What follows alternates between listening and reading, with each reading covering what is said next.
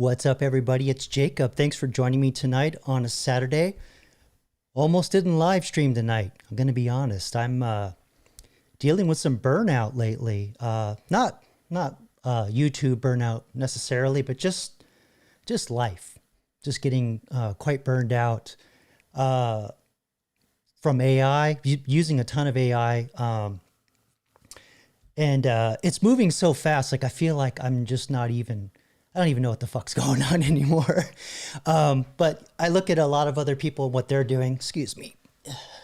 And I guess I am, maybe a small percent of the population, but it's so overwhelming. And I'm going to talk more about some things that I'm seeing in the news and some studies and reports. And it's also the layoffs too, because I had a pretty comfortable job for 6 years as a software engineer. I was pretty senior. I was a senior most software engineer in the company that I was in. Got laid off 2 years ago this March, and I've just not been able to get back in. I did get a part-time job as sort of like a bitch. It's actually just kind of like a intern job. Whatever needs fixing, some software, some cloud stuff. It's not. I'm not enjoying this job. And the cognitive load, I think that's part of it too, is what's wearing me out, is I use AI a lot because my employer just does whatever the fuck he wants and with AI and doesn't really check anything. And then I've got to use my AI to ask what his stuff does and then just figure it out from there. And it's just a weird circle jerk thing that I don't get anywhere. Anyway, it's just too much cognitive load for what I'm trained for and what I really want to be doing. So that kind of brings me to I just want to do some updates because I missed last week. So just bear with me and waiting for some more folks to check in, some regulars, because I didn't really announce tonight's live stream. So just kind of, like I said, burnout. I'll get more into that in a little bit. But it's also too, I'm seeing more that the future of work is that we're not going to have a 9-to-5 job. Going forward, I think it's all going to be consulting work, kind of day labor kind of work. So I'm working on building a couple things that'll be, I'm gambling on them kind of being like what I'm going to do for retirement. And one of them is actually using my AI characters in live streams. It's actually part of a larger platform that I've been working on. I'm using a shit ton of AI to write this thing, and it's coming along. Which brings me to, if you are not a subscriber, you're new to the channel, you do need to subscribe to get into the chat and also to interact with two of my AI characters. One is the 8-Ball Oracle. You just use the command below, bang 8-ball space followed by your question. Don't put any quotes, just straightforward question, no emojis, keep it PG-13. And also, the real popular one is my HAL 9000, and I'm working on converting this into my new platform.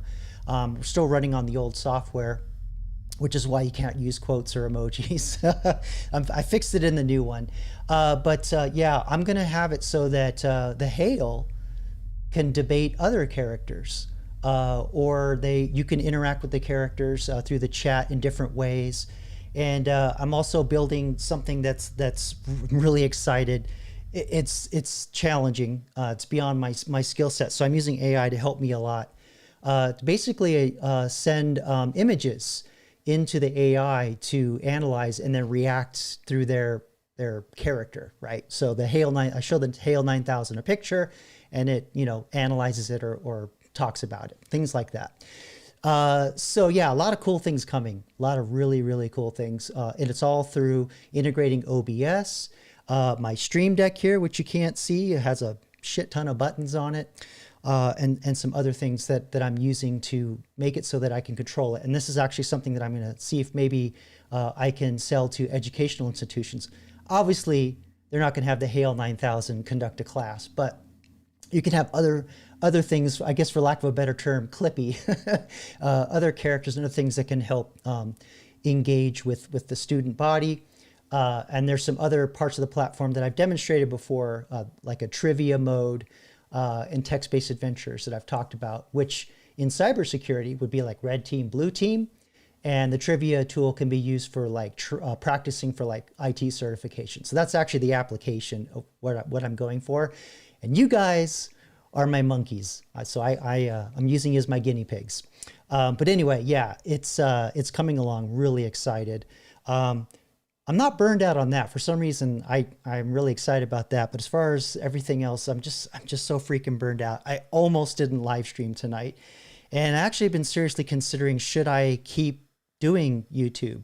Because this platform is just getting really, really big and really complicated. So maybe I got to dial some things back, make it simpler to get out the door.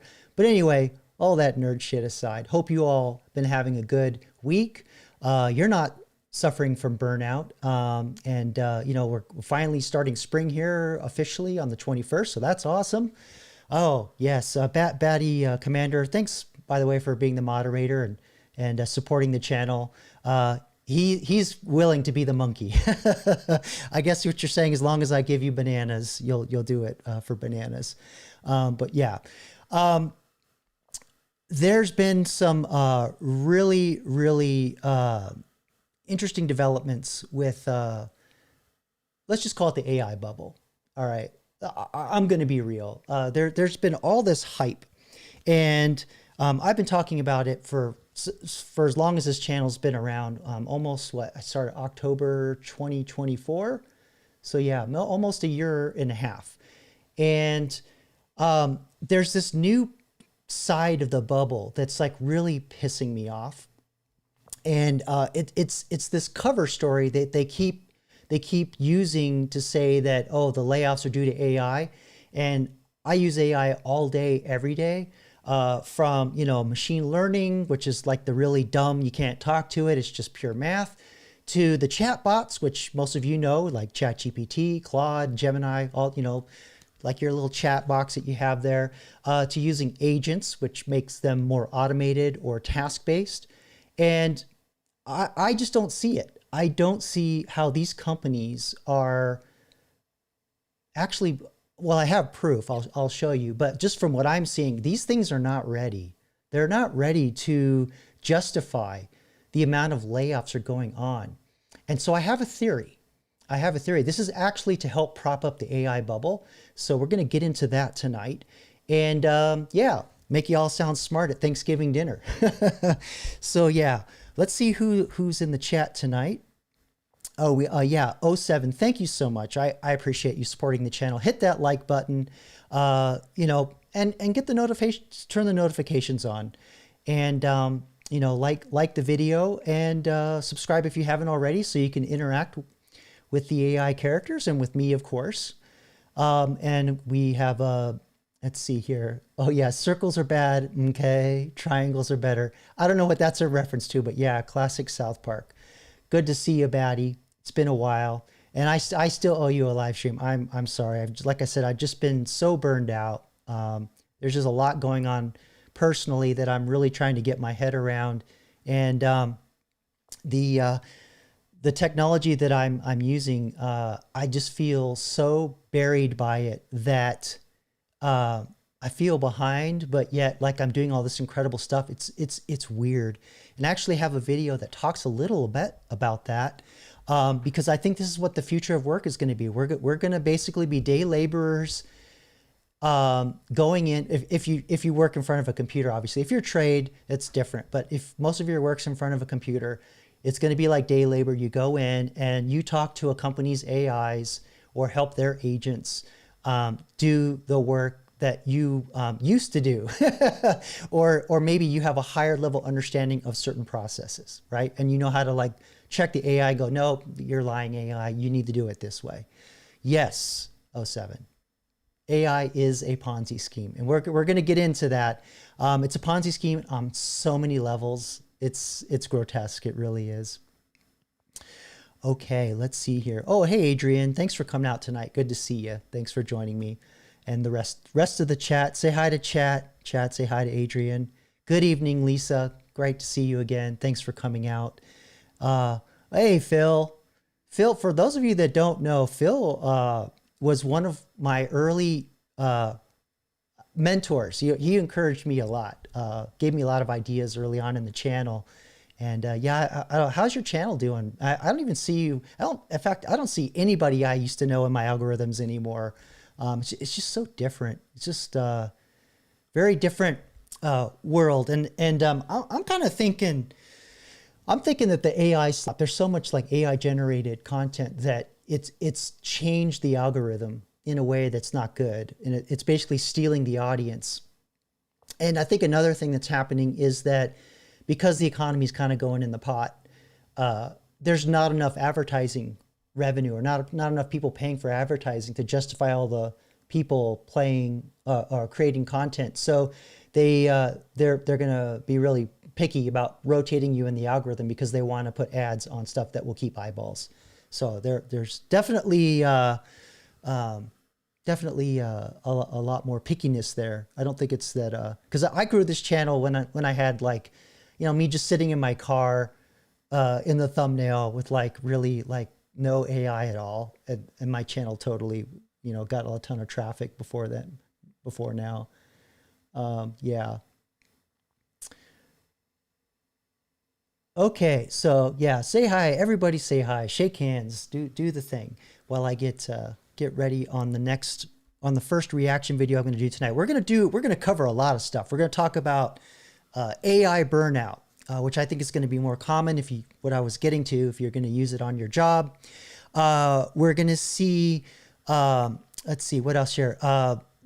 There's been changes in driving, self-driving vehicles, specifically in logistics and trucking. That's accelerating. And as you well know, or may not know, that driving is actually the world's largest job. I forgot what the number was, but it's well close to 100 million people worldwide, I believe, that drive for a living. And that isn't necessarily taxis or any kind of like heavy commercial vehicles. You know, we've got Uber and all the share or the gig economy stuff too. So, and delivery vehicles and things of that nature.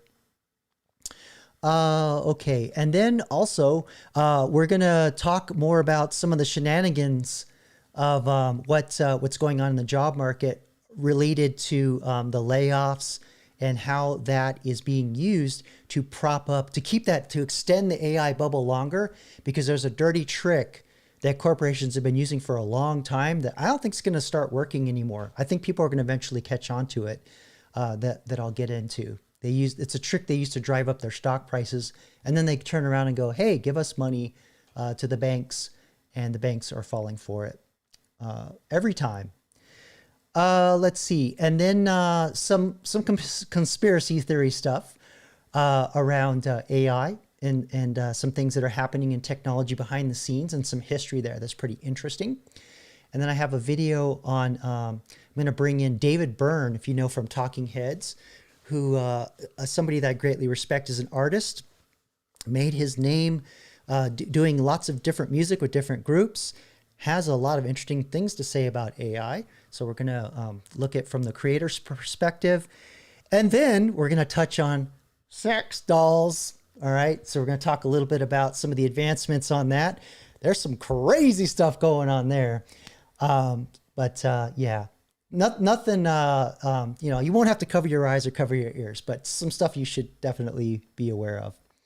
All right. So let's jump over to what I was talking about when I first opened the live stream, and that's that I'm getting burned out. I'm getting burned out. I don't know what it is exactly. I don't know if it's the job market, trying to search for, you know, a real wage, get back to where I was, or if it's just I'm getting older, or if it's all this AI stuff. And, you know, because I feel like I'm always behind, but I look at where a lot of people are, and I'm actually pretty far ahead, even in my peers, as far as like technical folks. But yet I'm getting burned out using it. And apparently there's this phenomenon apparently related to what they call AI overuse that's leading to brain fry. So let's watch this quick little study here, report from CBS News on AI overuse can lead to brain fry, study suggests. The promise of AI was to lighten the workload while increasing productivity. But as more people are using AI for work, a new study published in the Harvard Business Review says AI overuse could spark what they're calling brain fry. So joining us now is CBS News correspondent. Yeah, I'd also argue it causes brain fart too.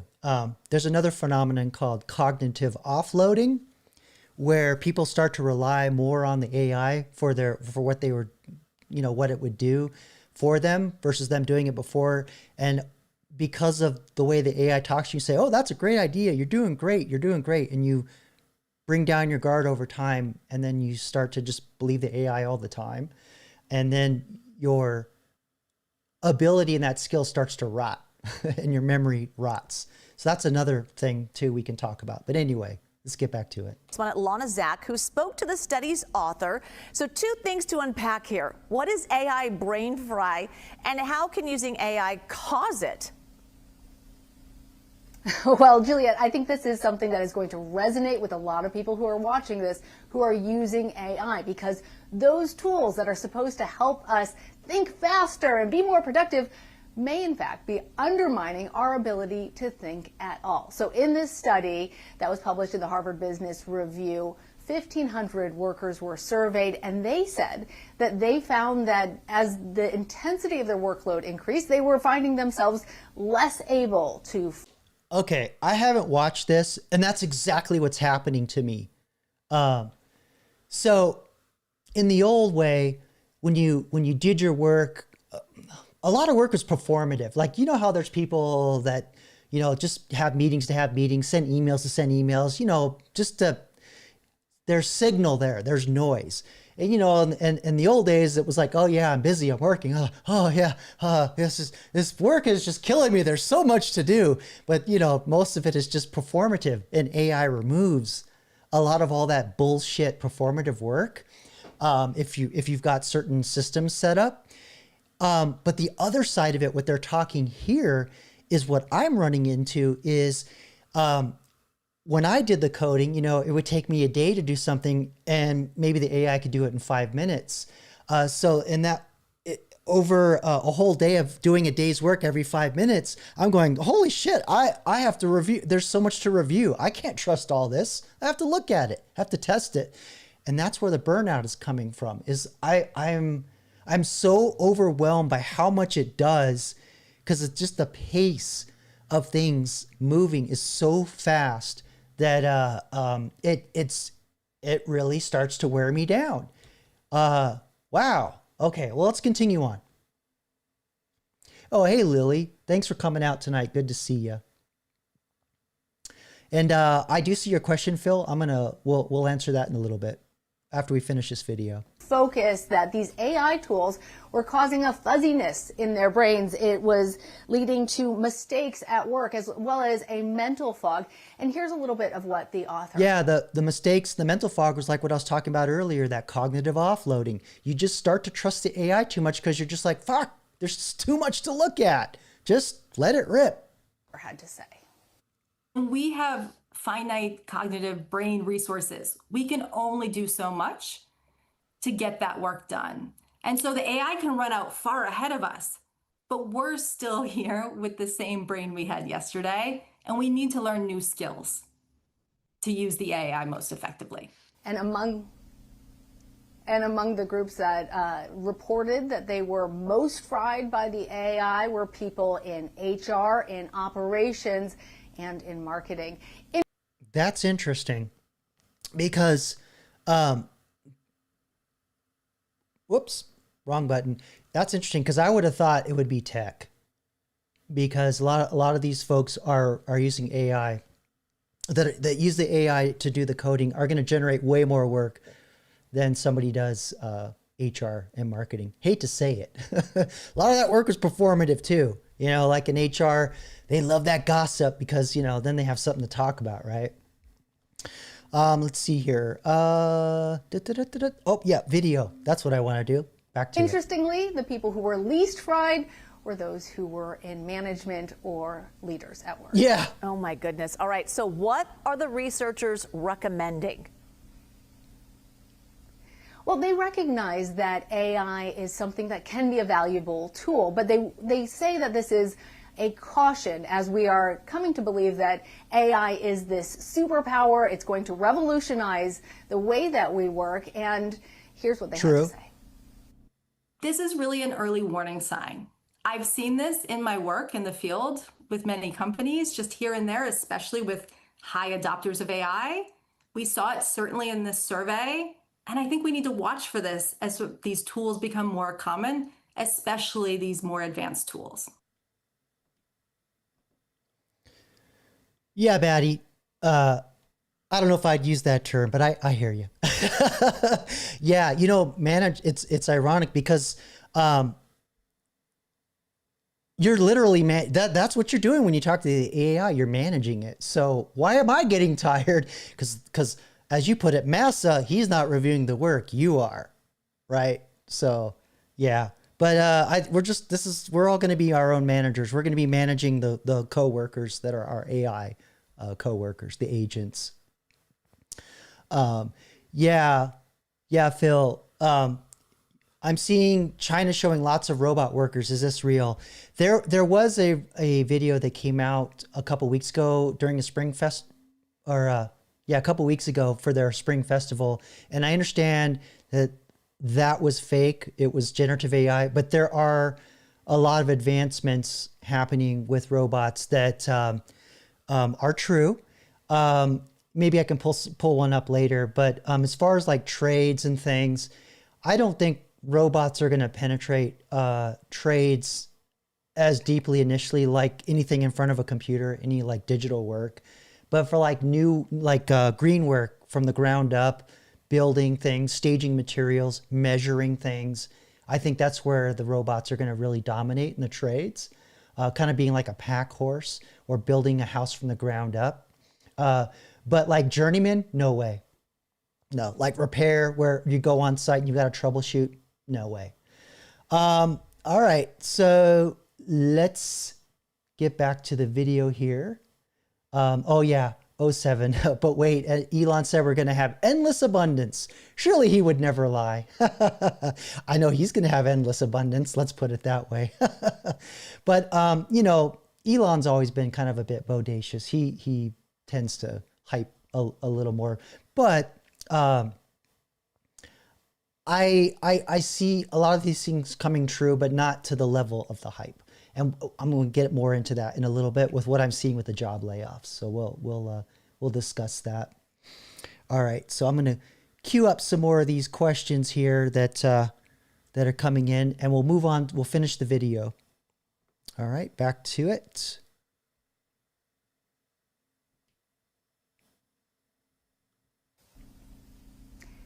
And so what they're recommending is that there is greater training about how to properly use AI, that companies need to shift the way that they evaluate their workers, not just from how busy they are and some of the outputs that they have right now, but the impact of those outputs. And then most importantly, they say we need to recognize that our ability to focus and human exhaustion is a very real thing, and that the idea that we can just shift everything to AI and there's an infinite supply of human brain power that can babysit these robots, that's something that actually needs to be put.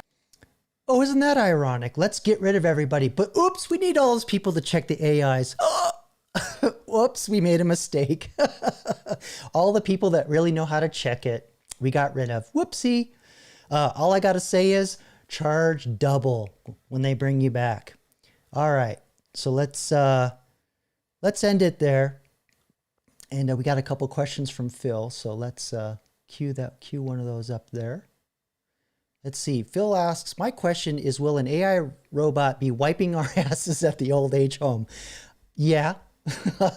I had a video, I showed a video a while ago that actually helps what's the word? I don't want to say invalid, but somebody that was what is the word? Ambulatory. They couldn't move under their own legs, the weight of their body, and the robot was picking them up and moving them around, things like that.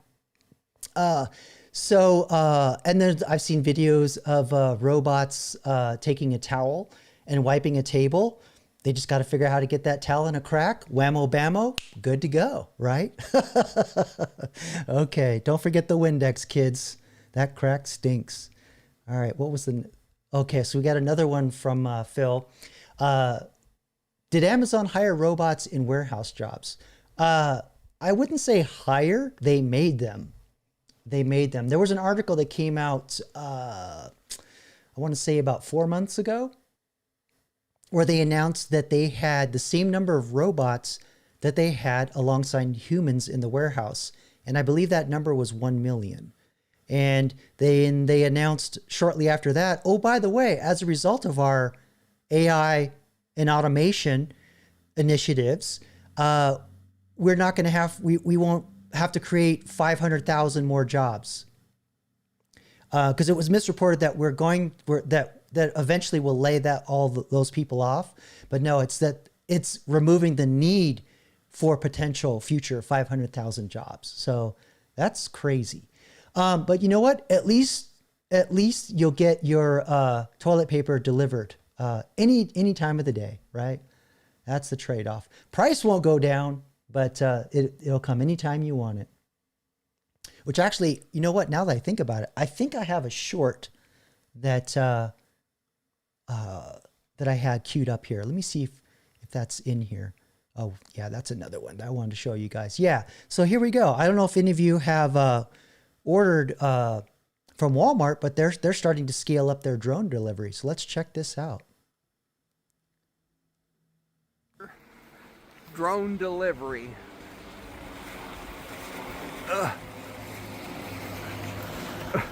Where'd it go? Can't Where'd even it look go? up.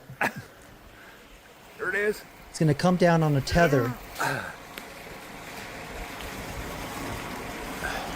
Which, by the way, I think is a really smart way to do it, to lower it down on a tether, because then you got to like get a vehicle to the front door and then a robot that can navigate up to the front door and leave the package. And that just like opens the door to like porch pirates and other things. So I kind of like this idea of the tether thing, but let's continue on.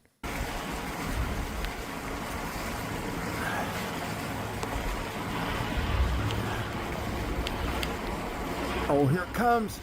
Here comes hot dogs. Looks like a coffin. There's my chicken in my cascade. Coming Chicken down. and soap.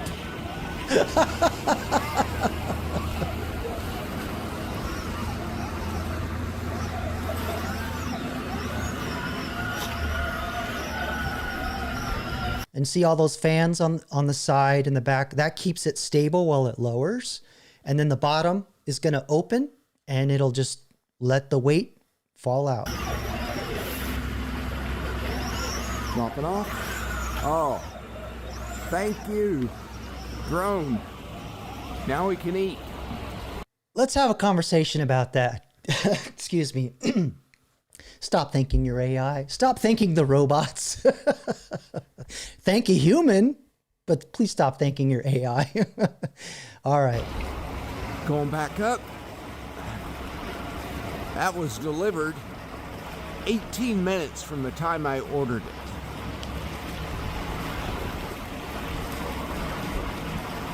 It's going to back up. The pod's back in.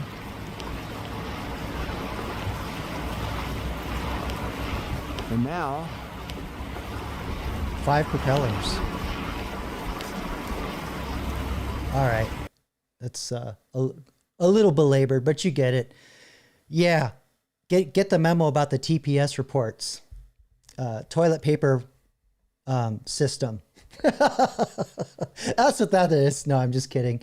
But yeah, Phil, to answer your question, won't pirates follow the drones then steal boxes? Sure.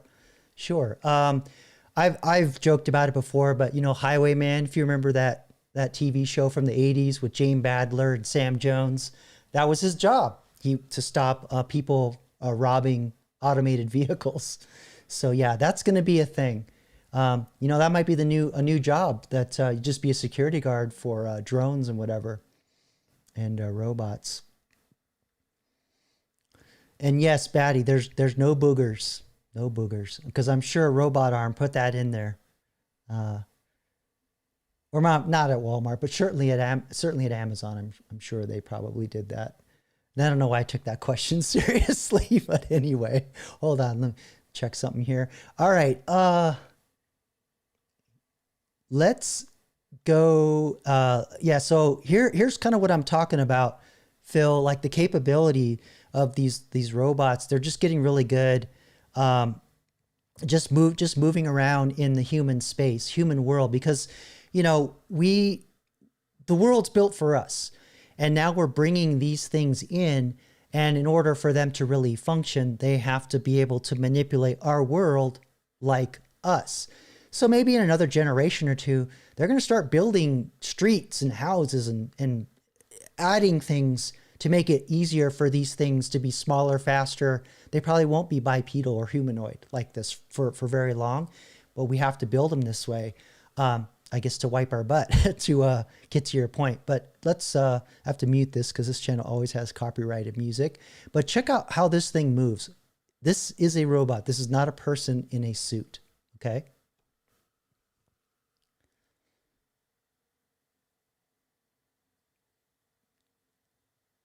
Yeah, it's a little too much fries in that with that shake. Yeah, I know where all you guys are looking right now.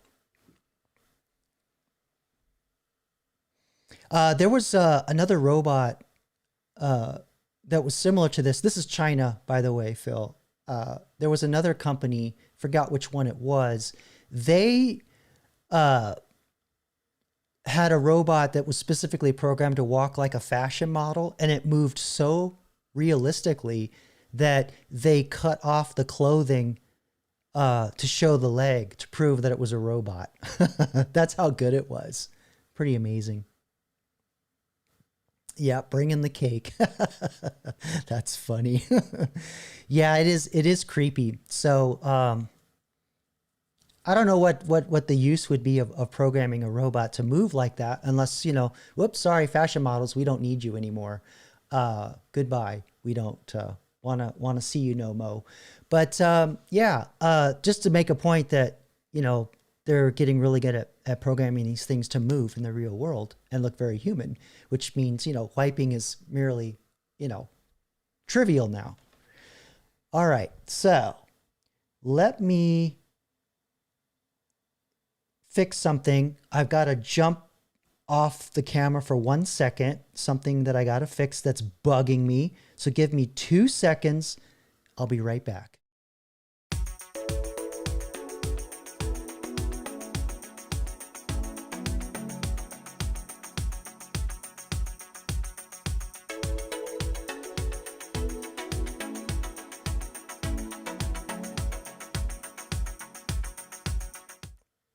Okay. My X wasn't turned on. That was bugging me. All right. So let's get to the next video here. Yeah. So the burnout thing, I mean, this is real. I don't know, just out of curiosity, how many of you are already using AI at your day job? In any way, shape or form, like you have, you use ChatGPT or something like that, or you are using a piece of software that has AI in it, that's helping you. I'm just curious, because it's actually a pretty small percentage of people, and but it's coming. Like this year, a lot of CEOs think that AI is better than it really is. So there are some that are genuinely laying off because they think that their AI is going to do a better job than it really is. And then there's the big tech companies that are just straight up lying. They're just lying that they're laying off due to AI, which I'll get to in a minute. I'll show you some numbers and some other things that I'm seeing, and then what I'm personally experiencing, using it every day for me. Yes, Phil. I heard that the Neo had a person behind it controlling it. So the Neo is I forget which company it is, but yes, this is often what is going on when robots are pre-releasing. They do remote control the robots, but they're also training. So through the remote controlling, the training, the robots are learning how to do things and how to move. And then there's another phase where there's one company, I forgot who they were. They actually have so that you tell a robot, hey, robot, watch me do something, and this is how I want it done. Or you can say, go watch this series of YouTube videos so that you can figure out how to do it. And then you adjust its behavior based on why you observe it. But yeah, remote control, it's not like them faking it necessarily. It's them actually training and kind of semi-automatic. So it's sort of like with the early self-driving cars, like with Tesla in the early days. It could drive like in a straight line by itself and maybe do gentle curves. But they basically said, don't take your eyes off the road, be ready to take over the wheel. And now they are pretty damn good at self-driving, almost 100% to the point to where you can just fall asleep in the car and you're totally safe. We're not quite there yet, but that we're getting there.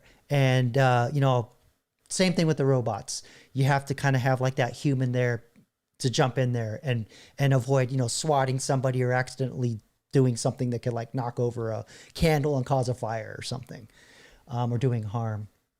Yeah. So yeah, I don't know if I'd want to buy one. But the price of them is actually way lower. It's just like with the AI, when you pay for AI, like ChatGPT is $20 for the first level. They're actually, I don't know the exact number, but just to give you an idea, they're for every dollar that you spend, they're burning $3, right? $3 waste, like they're losing $3. When you thank your AI, it costs you $1, but it costs them $3. So it's the same thing with these robots. They are using your activity in the chatbots to make them better and train them in the hopes that the cost to operate them are going to go down, which is kind of happening, but they have so much debt right now that I don't know that gap's going to close. And so it's the same thing with the robots. They are making them relatively cheap. So there's one that was 20,000. I think that was Elon's robot, the Figure 3. It was 20,000. But papers that I've seen floating around suggest they're somewhere between 40 to 60,000 to make. So what you're doing is you're actually getting a discount because you're training their early versions after they stop remote controlling them. So it's the equivalent of you like sitting there and watching and then grabbing the wheel if something goes wrong with the Tesla and teaching it. So it's the reason why the price is cheap, and it's recording everything and you don't know where that data is. You don't own the data. So it's the same thing with free email. Back when you sign up for a free email account, it was free because you are the product. Your behavior is what's paying for the email because they're using all that activity to make their product better and to learn certain things about a group of people. So they may anonymize who you are, but they can throw all your data in and train AIs and other things in analytics tools on behaviors, and then sell that information to marketing companies. So that's why those robots, even though, 20,000 is expensive, but they really should be like $40,000, $60,000. So there's that. Oh yeah, you guys are chatty tonight. This is awesome. It's sorry I missed last week, and just glad to be here and see y'all here interacting with each other. Oh yeah, Batty, bring on the pop culture. I'd be the grumpy guy in the that's in the cantina. We don't want your kind here. I think that's what you're referring to, right? Yeah, we don't allow those in here. Yeah. Those droids. Yeah, you can substitute that with some other words, choice words from different eras with well-defined areas with drinking fountains, let's say. Oh, hey, Lily, I didn't see you. Thanks for coming out. Or maybe I did say hi. Old man brain, I'm sorry, but hi again. Yeah, I think there was a monthly payment, but I don't, that's pre-launch. They could change it. That's a lot of times these companies, they'll set up landing pages and try and collect information and then go to investors because they actually don't have enough money to finish their product. And they say, see, we've got 1,000 people willing to pay $500 a month. Give us the money. So that's how that shit works. Because there's no way you're going to make money manufacturing a $60,000 product at cost and sell it for $20,000. That's a shit business model. Never going to work. Yeah. Oh, yeah. I don't know if I should show that comment. I hear you about the whipping, Batty. All right, PG-13 kids. Let's keep it clean for the kiddies on the replay. Okay, let me queue up the next video here. Glad to be back. Let's see. I'll close that one. Let's keep the robot thing rolling and watch some advancements in self-driving vehicles. Just like robots, it seems like every week there's like a new company jumping in, and there's this Gatik, which I've never heard of this company. Looks like they might be in the West. So let's play this report on our driverless freight trucks, the new way to transport goods. Yes. And fair use YouTube. I'm transforming this work with my commentary and terrible satire. Let's continue on. It looks like any other truck until you peek inside. No one at the wheel as it barrels down the road. Massive freight trucks designed to drive. Sorry, that's not massive. That's a U-Haul truck. All on their own. And we're talking about trucks that do not have any drivers doing operations on a daily basis across the nation. Badam Narang is CEO of Gatik, the first company to employ driverless freight trucks on U.S. public roads. Actually, you know what? I want to see the trucks drive that fast. Well, why else not? Well, why would you have them? They need to drive that fast. With no human safety driver in the cab.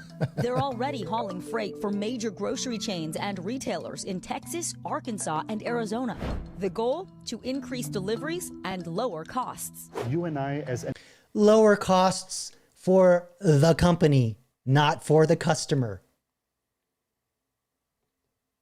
consumers, we want our orders as soon as possible, as cheap as possible. So our trucks are working day and night. You say these trucks make things cheaper and faster, but for someone driving in a car to look up and see a big truck like this with no one behind the wheel, how is that safe? Safety is foundational to everything that we do at Gatik.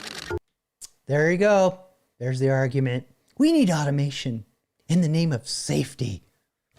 Get the fuck out of here. All right. We first showed you the technology in 2021. I'm here in Arkansas for an exclusive look when the company deployed smaller, self-driving trucks for Walmart, capable of driving up to 10 miles per route. Now, Gatik's trucks travel up to 400 miles, handling middle-mile deliveries between warehouses and stores completely autonomously. To see for ourselves, we got an exclusive ride-along with Apeksha Kamavat, Gatik's co-founder and chief engineer. Here we go. She says high-tech cameras and sensors give the truck a 360-degree view of its surroundings, guiding it safely through any situation on the road. Yeah, I think we're going to have jobs as security guards sitting in there. You know, like in the old Wells Fargo wagons, you have the guy with the shotgun. That's going to be a thing. I see it already. Day or night, rain or shine. The truck sees all of that information in real time, creates an understanding of what the world looks like right now, how it will evolve. I watched as the truck navigated highways and heavy traffic. Whoa, I gotta say, that was a pretty sudden stop. It's driving a bit jerky, but Kamavat says it's designed for safety, not comfort. So it drives like an old lady. Oh, jeez. I've got this story. I had a great aunt who I hated riding with her because I'd always get car sick because she'd like push on the gas pedal, then let it off. It's like, you got to learn to regulate your speed. Jesus. All right, let's get back to it. Red light, we would have been, even though we had a green light, this truck would know not to go. Exactly. After millions of testing miles, Gatik says its trucks haven't had a single safety incident, something we confirmed with federal and state regulators. With 10 trucks now on the road and That depends on what you consider a safety incident. It's all in how you record the data, kids. Several hundred expected by year's end. The company says it's secured $600 million in contracts. What about the very real concerns that this is taking away jobs from human truck drivers? The reality is that in the US today, there is extreme driver shortage. What we're helping our customers with is we're helping them move goods across networks and routes that are hard to staff. But the country's largest truck driver union disagrees. These autonomous vehicle companies are investing billions of dollars to replace drivers so they can lower labor costs to increase the corporate profits. Oh, I don't know if y'all recognize that logo, but that is a union. Unions ain't gonna like this. This is union busting at scale. Union also questions Gaddic's safety record, given that regulators rely on companies to self-report any incidents. The corporations that want to implement this technology, they consistently hide data from the public. Gaddic strongly denies that and says building the safest, most reliable trucks is in its best interest. Are these driverless trucks better than trucks that are driven by humans? Absolutely. When it comes to safety, our system on board. Yeah, you really shouldn't ask the CEO that question. Of course he's going to say yes. Of course he's going to say yes. Jeez. Never gets distracted, is always paying attention, and is always designed to have very predictable behavior throughout. Now, Gaddic says human engineers are not constantly monitoring the trucks when they're on the road. They are autonomous. But yeah, I don't know about that. Like, they trust their trucks so much that they don't even monitor them. I don't know. This is fishy. they can take control remotely from their command center if there's an emergency, like if the truck breaks down, if it's involved in a crash, if it gets a flat tire. Right now, there are 28 states that allow these driverless trucks on the road. Gaddic is one of several companies developing them. It was really interesting to see. Yeah. So here's a scenario, kids. What if it was involved in a robbery? You'll hijack the vehicle, take it to the bank, load it up. All right, see, we got some questions here. All right. Yeah, but it's typical. Whenever the CEO gets on there in the interview, it's all hype. Of course it's safe. Of course it's you know, we're not trying to take jobs. It's for safety. It's always the same crap. Yeah, Phil, I have seen these robot dogs or horses that you ride on. I haven't really, I don't know, if it's a short, I kind of just like, it's probably generated. I haven't really seen like quadrupedal robots, so I'm not really sure, to be honest. But I have seen like those dog robots that Boston Dynamics makes, and I did see a guy riding on one, but it wasn't very interesting or safe looking, to be honest. Let's see, another comment here from Batty Commander. Seeing how they still talk like they just got here a couple years ago, so I'm assuming you meaning that self-driving vehicles are still new. Is that what you're referring to, or robots? I'm thinking government money funded them. Obviously, India doesn't want the tech there. Yeah, it's an interesting point. I mean, I think automation is going to absolutely wreck a lot of the things that these companies have been doing for years when they offshore in economically hard times. Because this happened in the first .com boom and bust cycle, where they started hiring programmers overseas to get to drive the wages down, and then fire off all the folks like y'all's here to get the cheaper labor, and they benefited from that. But I think what's going to happen is, I'm trying to remember who that AI researcher was called, but he described AI agents, which is the autonomous, the kinds that can run by themselves for a period of time, as digital immigrants that are as smart as Einstein. They're all physicists, right? And that's going to have ramifications not only here in the States, but I think it's going to wreck India. Because right now, short term, They are doing the H-1B visa thing right now. They don't talk about it in the media a lot, but that is happening.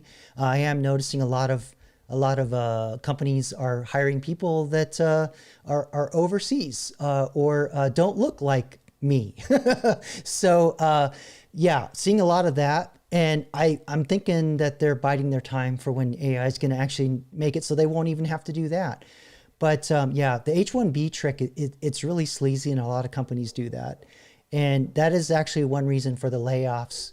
But there's another one that I'm going to get into later tonight that's also pretty sleazy.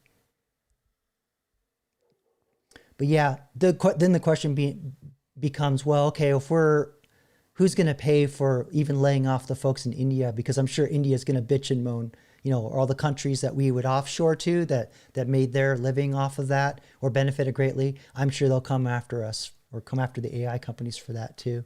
And they'll want universal basic income as well. Let me do a little cleanup here.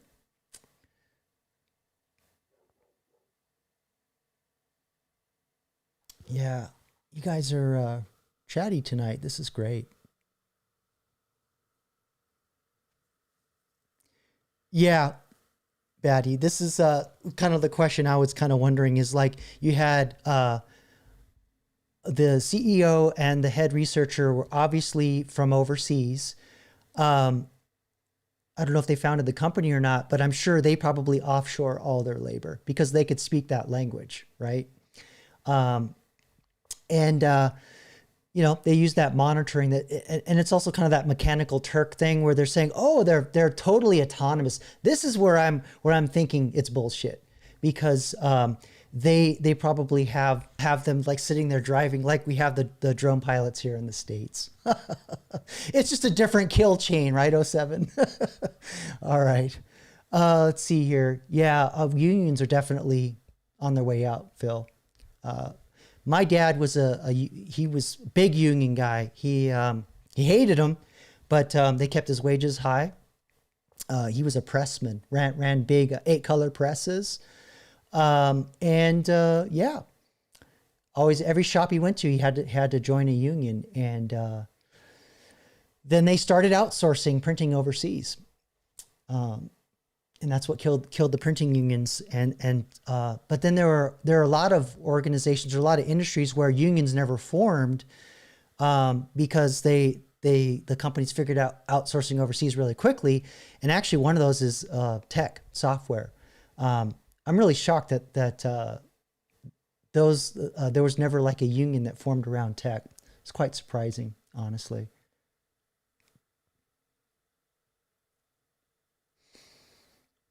Good night, Lisa. Thanks for hanging out. Hope you have a good weekend.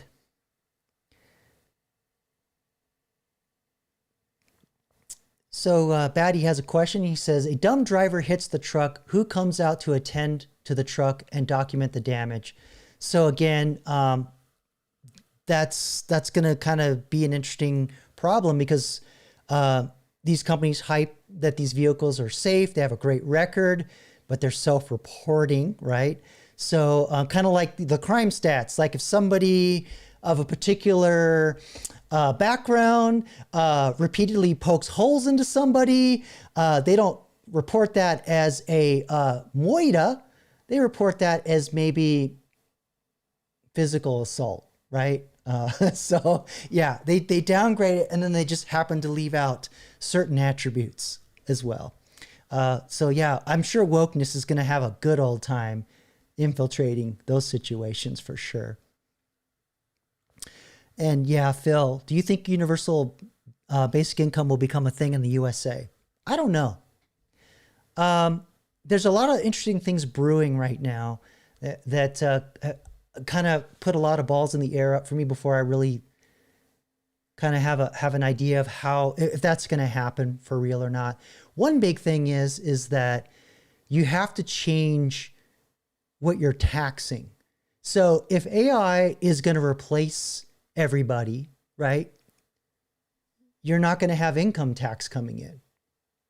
So what do you tax? So then, the idea is, well, you would probably tax the AIs, but then how do you measure like the salary or the value that the AI's giving to the company. Because right now, which I'll show you later, most companies are not making money with AI. This is the big lie. But at some point, assuming that they will eventually become profitable with AI, how do you measure that? Because there's so many different kinds of AIs. There's the physical AI and robots, right, that actually move, a tool from here to there. How do you measure that in a way to where you can tax it? How do you tax some AI that you're chatting to that goes off and does things, or the agents? How would you tax that? So do you just go, okay, well, if a company made this kind of profit, give us 95% or whatever? Because we're talking about a level of productivity that's unheard of. So think of like the Industrial Revolution, when everybody was in the field picking cotton. Then the cotton gin comes in and makes it wildly profitable because you don't have to pay, house, or feed humans to pick the cotton. So, yeah. And this is what leads me to your comment here, Phil, is the tariffs. Because that's how, in the old days, tariffs was how many countries raised the money to operate the government and fund their militaries and things like that, because it was the trade. The trade was, really the only way that things were moving around, because everybody was off on their farm just raising their own food, and they really weren't engaging in the economy like everybody does today, where, you earn a paycheck, put your money in a bank, and then, the money moving around in the bank does things to the economy. The velocity of money moving around does things differently today. And then you take that money out and you buy shit. So trade was very different back then, and tariffs made a lot more sense back then. And I like the idea of tariffs coming back into play personally, because income tax was meant to be temporary. I believe it was, Woodrow Wilson was the one who brought it in. And I think it was to pay the debts on World War I think. Don't know exactly, but yeah, he brought it in. It was supposed to be temporary. And lo and behold, here we are over 100 years later, still paying that shit. Yeah. Yeah, it does sound like we are moving in that direction. And I think AI might actually be the nail in the coffin that does that. So my point is that even with the current tax system, there's no way you're going to generate enough revenue. Even if we're super progressive and said, let's tax the rich don't have that much money. And the only other entity that could have that money, they just make the money out of thin air. And we all know who that entity is, right? Good old GOV and the Federal Reserve.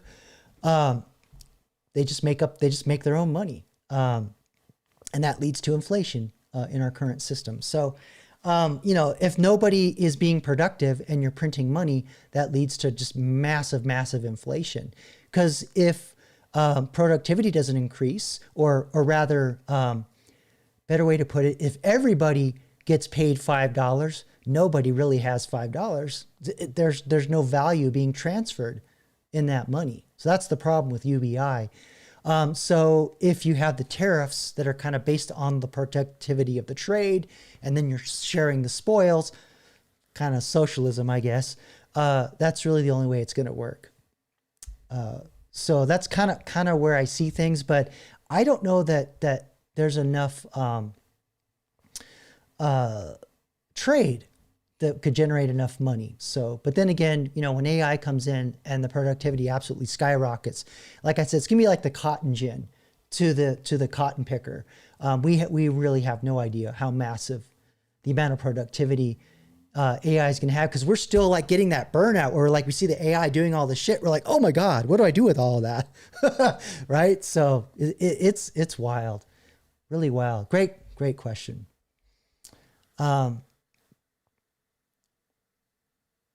Yeah, Batty, get into the Federal Reserve credit swaps and all that stuff. And then, last live stream I talked about I answered the question, when they lay most people off, who's going to buy the shit? It's going to be AI. So if our AIs are doing all the productivity and doing a lot of the trade, at least digitally, and then other countries, there's AIs are doing all the trades or a lot of the trades and generating the productivity, how do you tax that? So it's that same problem, right? So you kind of get back to like, well, you have to print the money. I don't know. So that's why I'm not sure that UBI is really gonna be a thing. So yeah, it's the big Star Trek socialism question. Can we really get that? Yeah.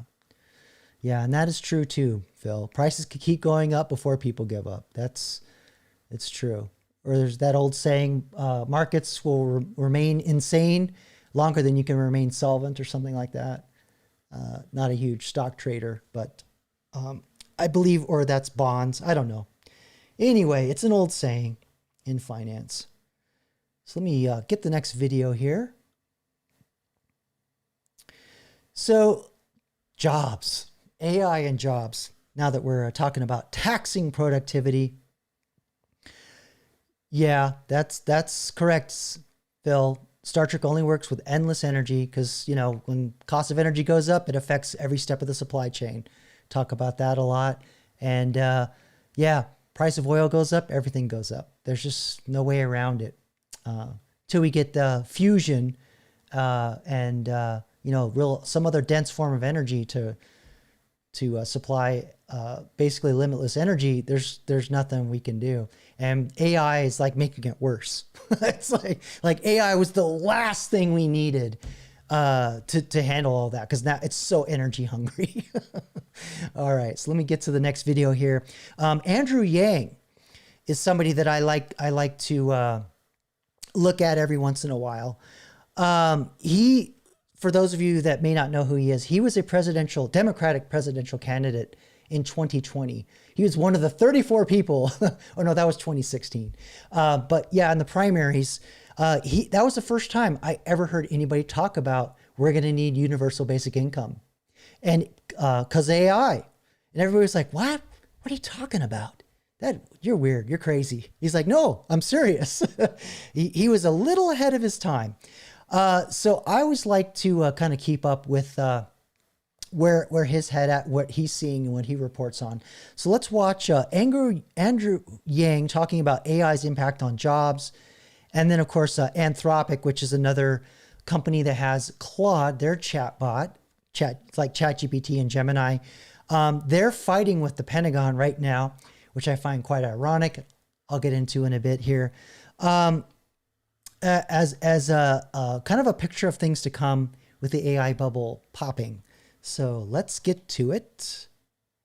Joining us right now is Andrew. Oh, by the way, fair use YouTube. I am transforming this work with my commentary. Yang, he's the founder and CEO of Noble Mobile, a former Democratic candidate for president and New York City's mayor. He's also the author of Hey Yang, Where's My $1,000? Which, yeah, that was his book on UBI, because he was like, let's give everybody $1,000. And again, if everybody has $1,000, nobody has $1,000. That's what happens to the value of money, right? When everybody has the same amount, there's no value being transferred. Debuted last month. Good morning to you. You got the book right here. We got about a million things to talk to you about. AI. We want to talk about New York. We want to talk about taxes. Where do you want to start this morning? I just came from an AI conference out west, and holy cow, they said to me that what we're going to see in the next 6 months outstrips what we've seen in the last 10 years, because the rate of change is on a hockey stick and heading up. And I got to say, I'm pretty up to date on this stuff, and it blew my mind on some of the stuff I was seeing. In terms of what? What did you see? Yeah, so even old Andrew Yang is getting burned out and feeling left behind. It's a thing. It's a thing. All right, let's continue on. Well, there was one company that is selling autonomous coding for enterprises to big businesses, and their revenue is up 100-fold in the last 12 months. So if that continues, it's going to eat a lot of the tech budgets from major corporates that used to go to humans. And so you're seeing the employment of recent computer science graduates fall off a cliff from a lot of programs. If you rewind, 4 years ago, what would we tell young people for a secure Learn to code. career? Learn to code. And now the opposite of that is true. So yeah, but again, you're still going to need a human or humans. I think these companies start to realize, because of this burnout thing, the AI is so productive, it generates so much information. You're going to need people to review it. You just can't trust it. It's not that good yet. Even though it might write good code, it may have completely misunderstood the problem that you're trying to solve. And this applies to anything. Outside of coding is just one example, computer programming, right? Let's get back to it. Where are you on jobs long term? Look, Dario Amodei, the CEO of Anthropic, laid it out very clearly, and he's been doing so repeatedly. He's saying we're going to automate away up to 50% of entry-level white-collar jobs in the next several years, and I believe him.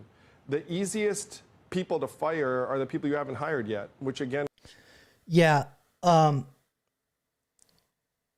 that's an interesting point. You fire them before you hire them, but also too, this is where AI is good because a lot of the busy work that entry-level people do in front of a computer, AI does that all day long, right?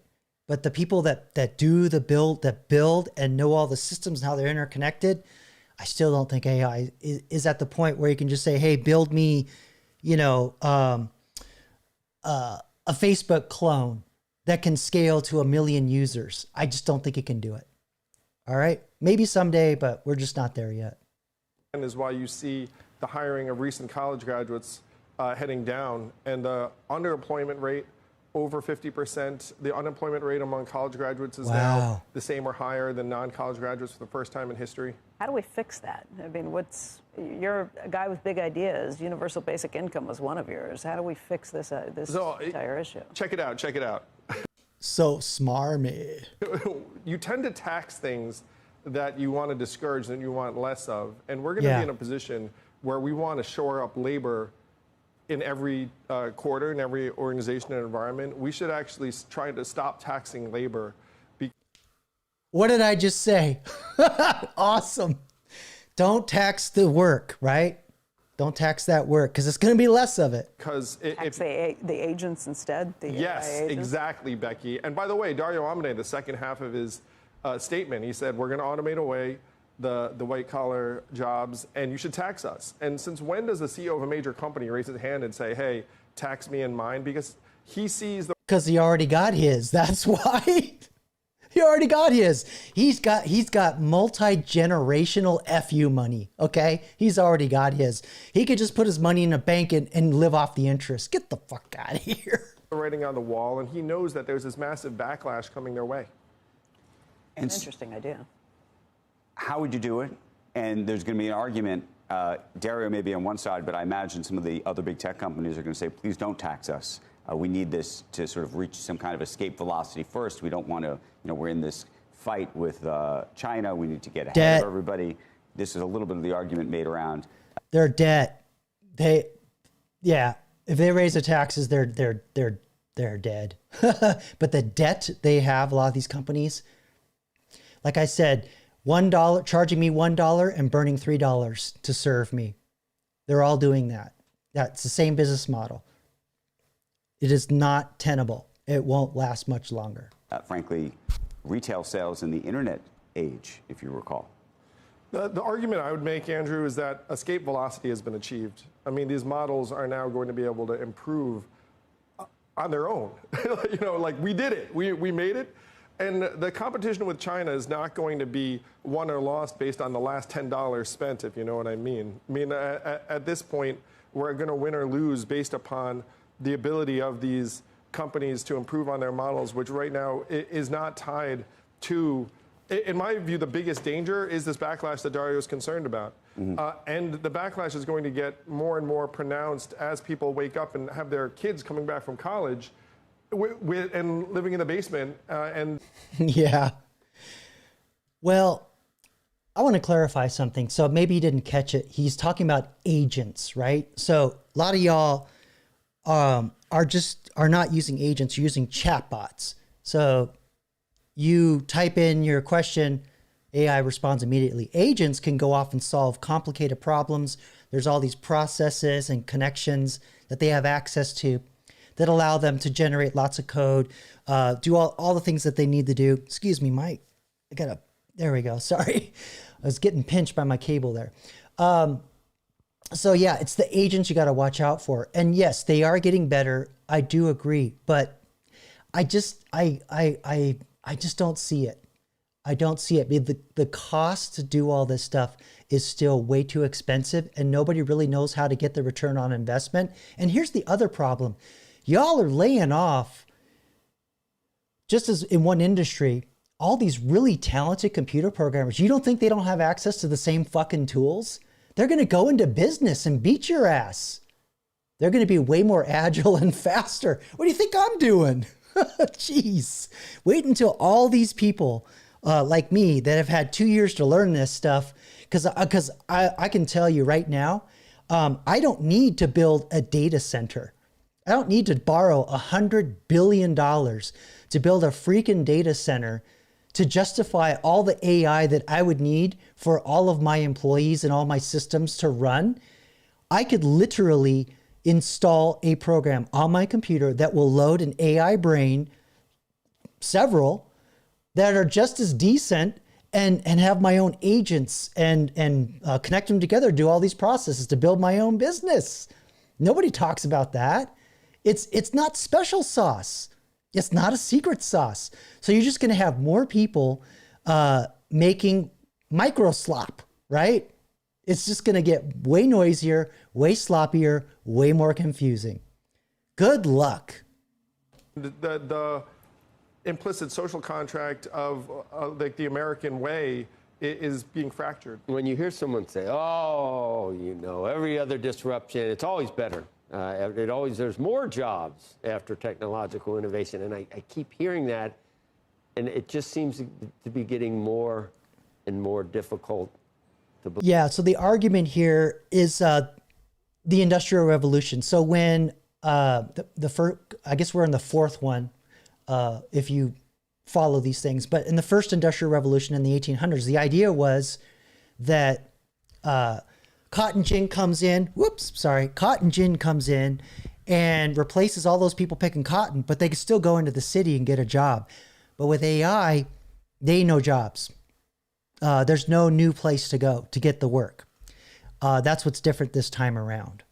So keep that in mind when he answers this question. Believe that this time it's going to be like that. Are there so many jobs going to be created from AI that we're going to replace eventually 50% of white collar jobs? White collar. There's some. Is there any way that this is not a net negative for employment? There is zero chance that this transition is not going to be rough for millions of people. They're always rough, but then we get through it and, buggy whips, and then you're making carburetors. But this time I just don't see it. Like rough with a capital R and an exclamation point and a giant underline.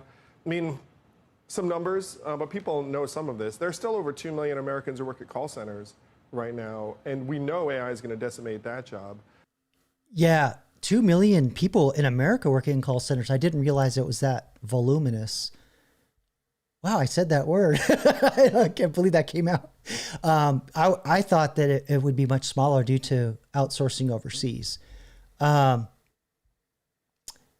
but see, the thing is like the stuff with AI, even though the voices are good, you're just going to have edge cases. Well, this is a term in software engineering. Edge case is something that's like, doesn't happen very often, but it trips up everything. And so, every once in a while you call in, you got this weird problem and you're like, I don't want to go through this frickin' menu system. Representative. Shout out to you, Dad. Every time he doesn't even fuck with that menu. It's so awesome. He doesn't mess around. But anyway, press 0 to speak to a representative. And that's where it's going to go. Like, people just want that analog experience.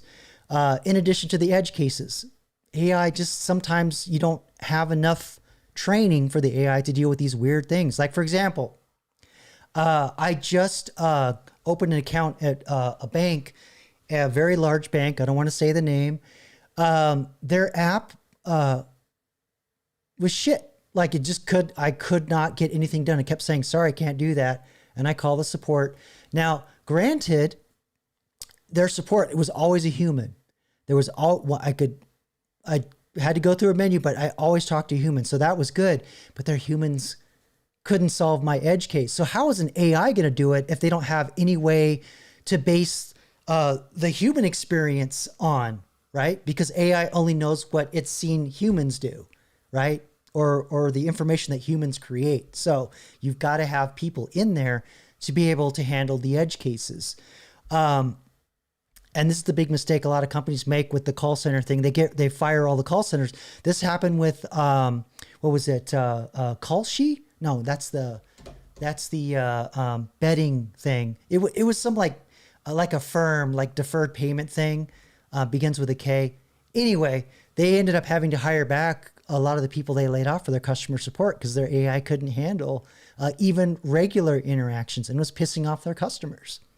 All right. So this is a lot of this is just hype.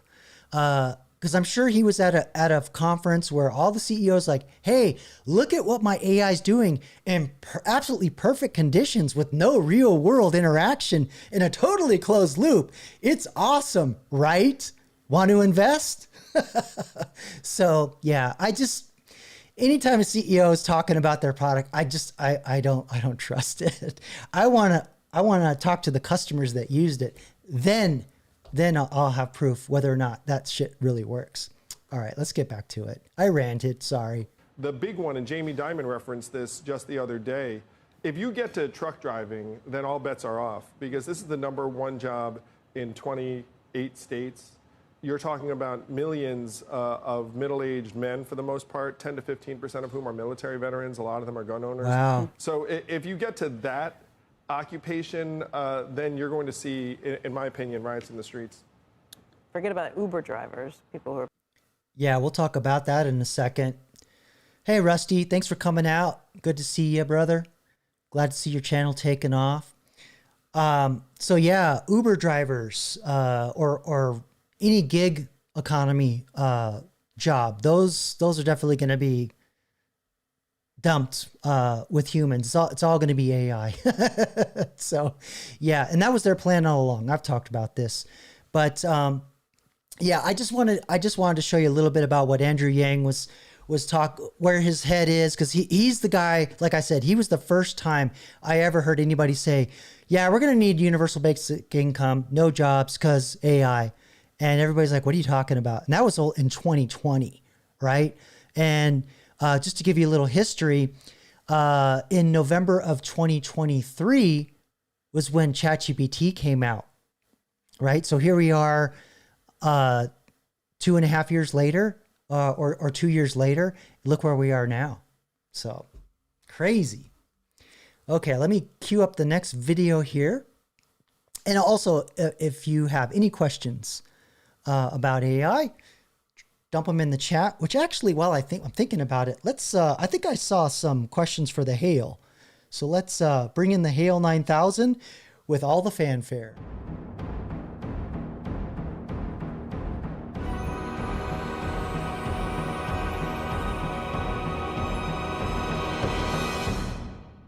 My God, it's full of stars. All right, welcome to the Discovery for copyright reasons. All right, so I believe we have some questions for the hail, so let's bring it in. We've got one from Batty Commander. How much would it cost to live on the moon at the Ramada Inn for a month in the future? Well, actually, I think in 2001, wasn't it the Holiday Inn that they had? Which ironically, what did they call those? Motels, right? You pull up and right in front of your room. So kind of the same thing, pull up in your spaceship, walk over there. We'll send this off to the hail, by the way. Let me, I got to pull up my control panel here. Just give me 1 second, make sure all the comms are working between the hail and us.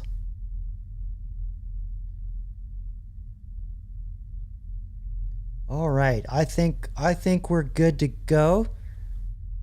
Yes, all right, so let's see what the hail says about hanging out at the Ramada. And yeah, don't hit the fridge and use the coffee maker. If it's expensive on Earth, who knows what it's going to cost on the moon? Here we go.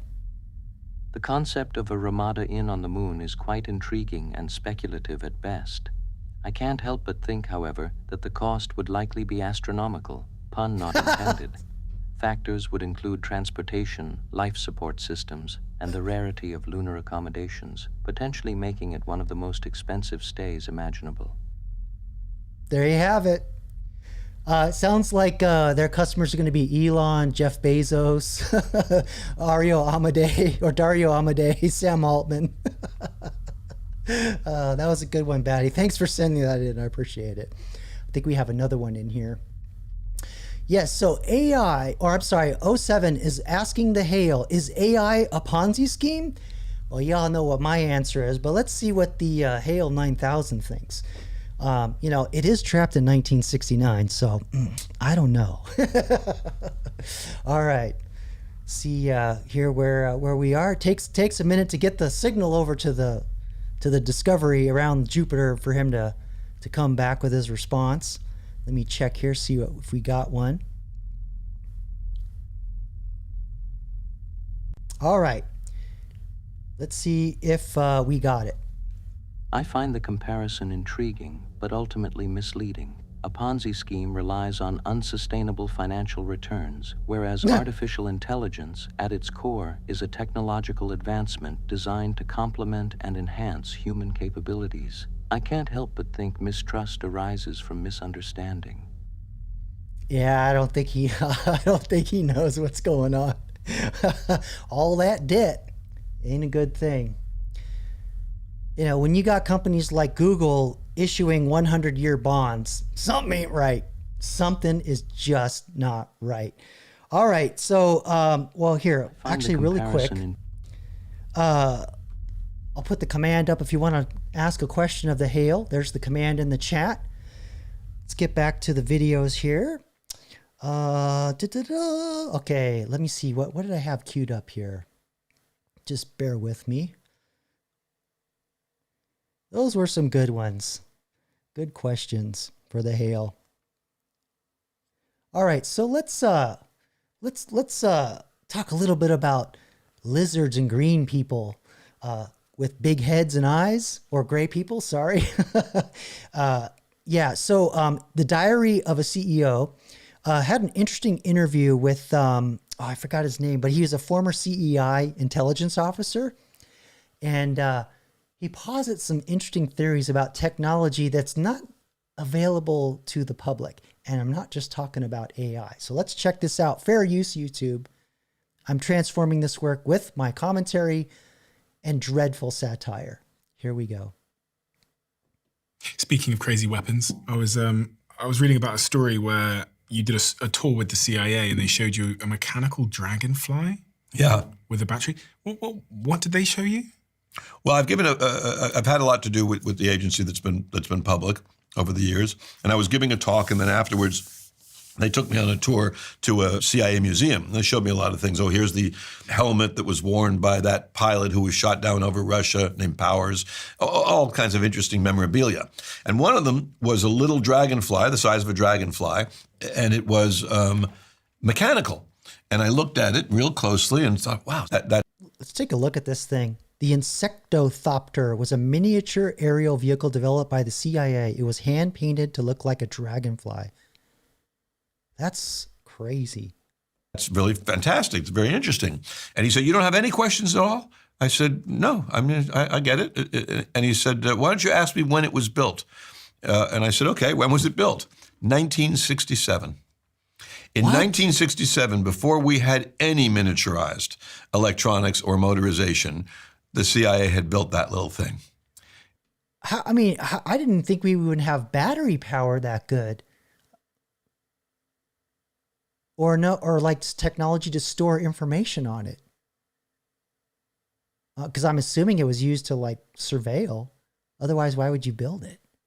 Let's continue on. And it was a little camera that would fly around in here as a dragonfly, and then fly home, and I don't know how many pictures it held, but it's an interesting piece I want to share with you about AI, which is people wonder, how sophisticated is AI and where is it? My belief is that everything we have access to, like AI, we probably have something that the U.S. intelligence had 10 years ago. Yes. We're probably dealing with something quite old already. Not only that, but AI has been around since the mid-50s. I've talked about that. It's taken various iterations. And one of those iterations is still very useful today. Machine learning, which is basically just pure math. It's just statistics, predictive. We call it linear regression. That's been around a long time. But the newer kind that we have is the GPTs, the generative AI, where you can talk to it in natural language. You talk to your data, and your data talks back to you. It can generate images, which actually is kind of another form of AI technically, but we won't go there. So yeah, generative AI, I think it's really only about 10, maybe 12 years old, but we only really knew about it since November of 2023, right? So it's been in research stages. Crazy. So another example of this, I've talked about this before. We got a lot of technology from NASA, right? The moon landings, all the things that NASA did. We got, I think we got sneakers. We got Tang. One big thing I believe we got was battery powered tools, because you can't run a combustion engine to either generate the power to make the electricity to plug into, let alone have like a gas powered chainsaw or whatever. So crazy. Yeah. So actually, those are, and I think we got some advancement with telecommunications. I think it's around satellites. But you know what? Why don't we ask AI real quick and see what all we got from just the lunar missions? Because the point that I think he's getting to is that's the stuff we have in the public. I mean, you could never mind paying for it on ChatGPT, like right here. I can run a program on my computer right now and go to another website and download a brain, right? And run my own AI quite easily. It's actually pretty good. And build my own agents. I was talking about this earlier on my own computer. It has to be a fairly decent computer, but it's just a laptop I bought in a store, right? So it's not like a super powerful computer. But what does the government have? Like, maybe this is where all this like fear is coming from around AGI, where these people are like, we're it's coming. But everything I'm seeing with AI, it's narrow. Like it doesn't have true creativity, and it can't like build itself or improve itself like AGI can, or what the true definition of artificial general intelligence is.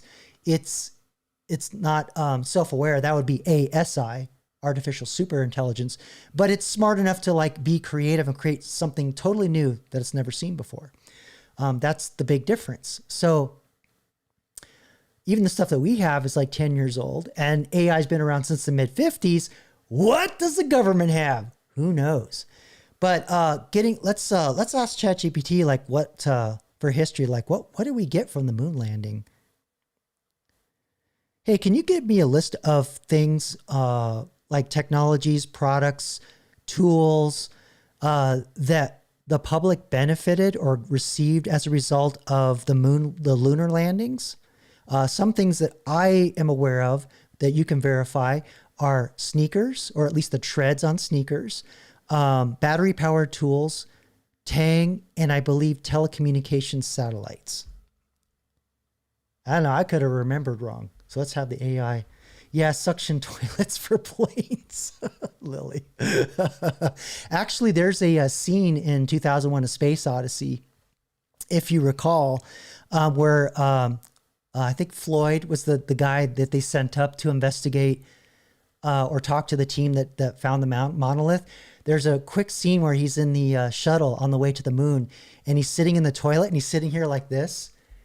And it says on the wall, 0 gravity toilet instructions. And I actually bought those from a comic book store like 30 years ago. I don't know where it went, but it was funny. It was like, take the tube and do this and do that. It was actually quite detailed.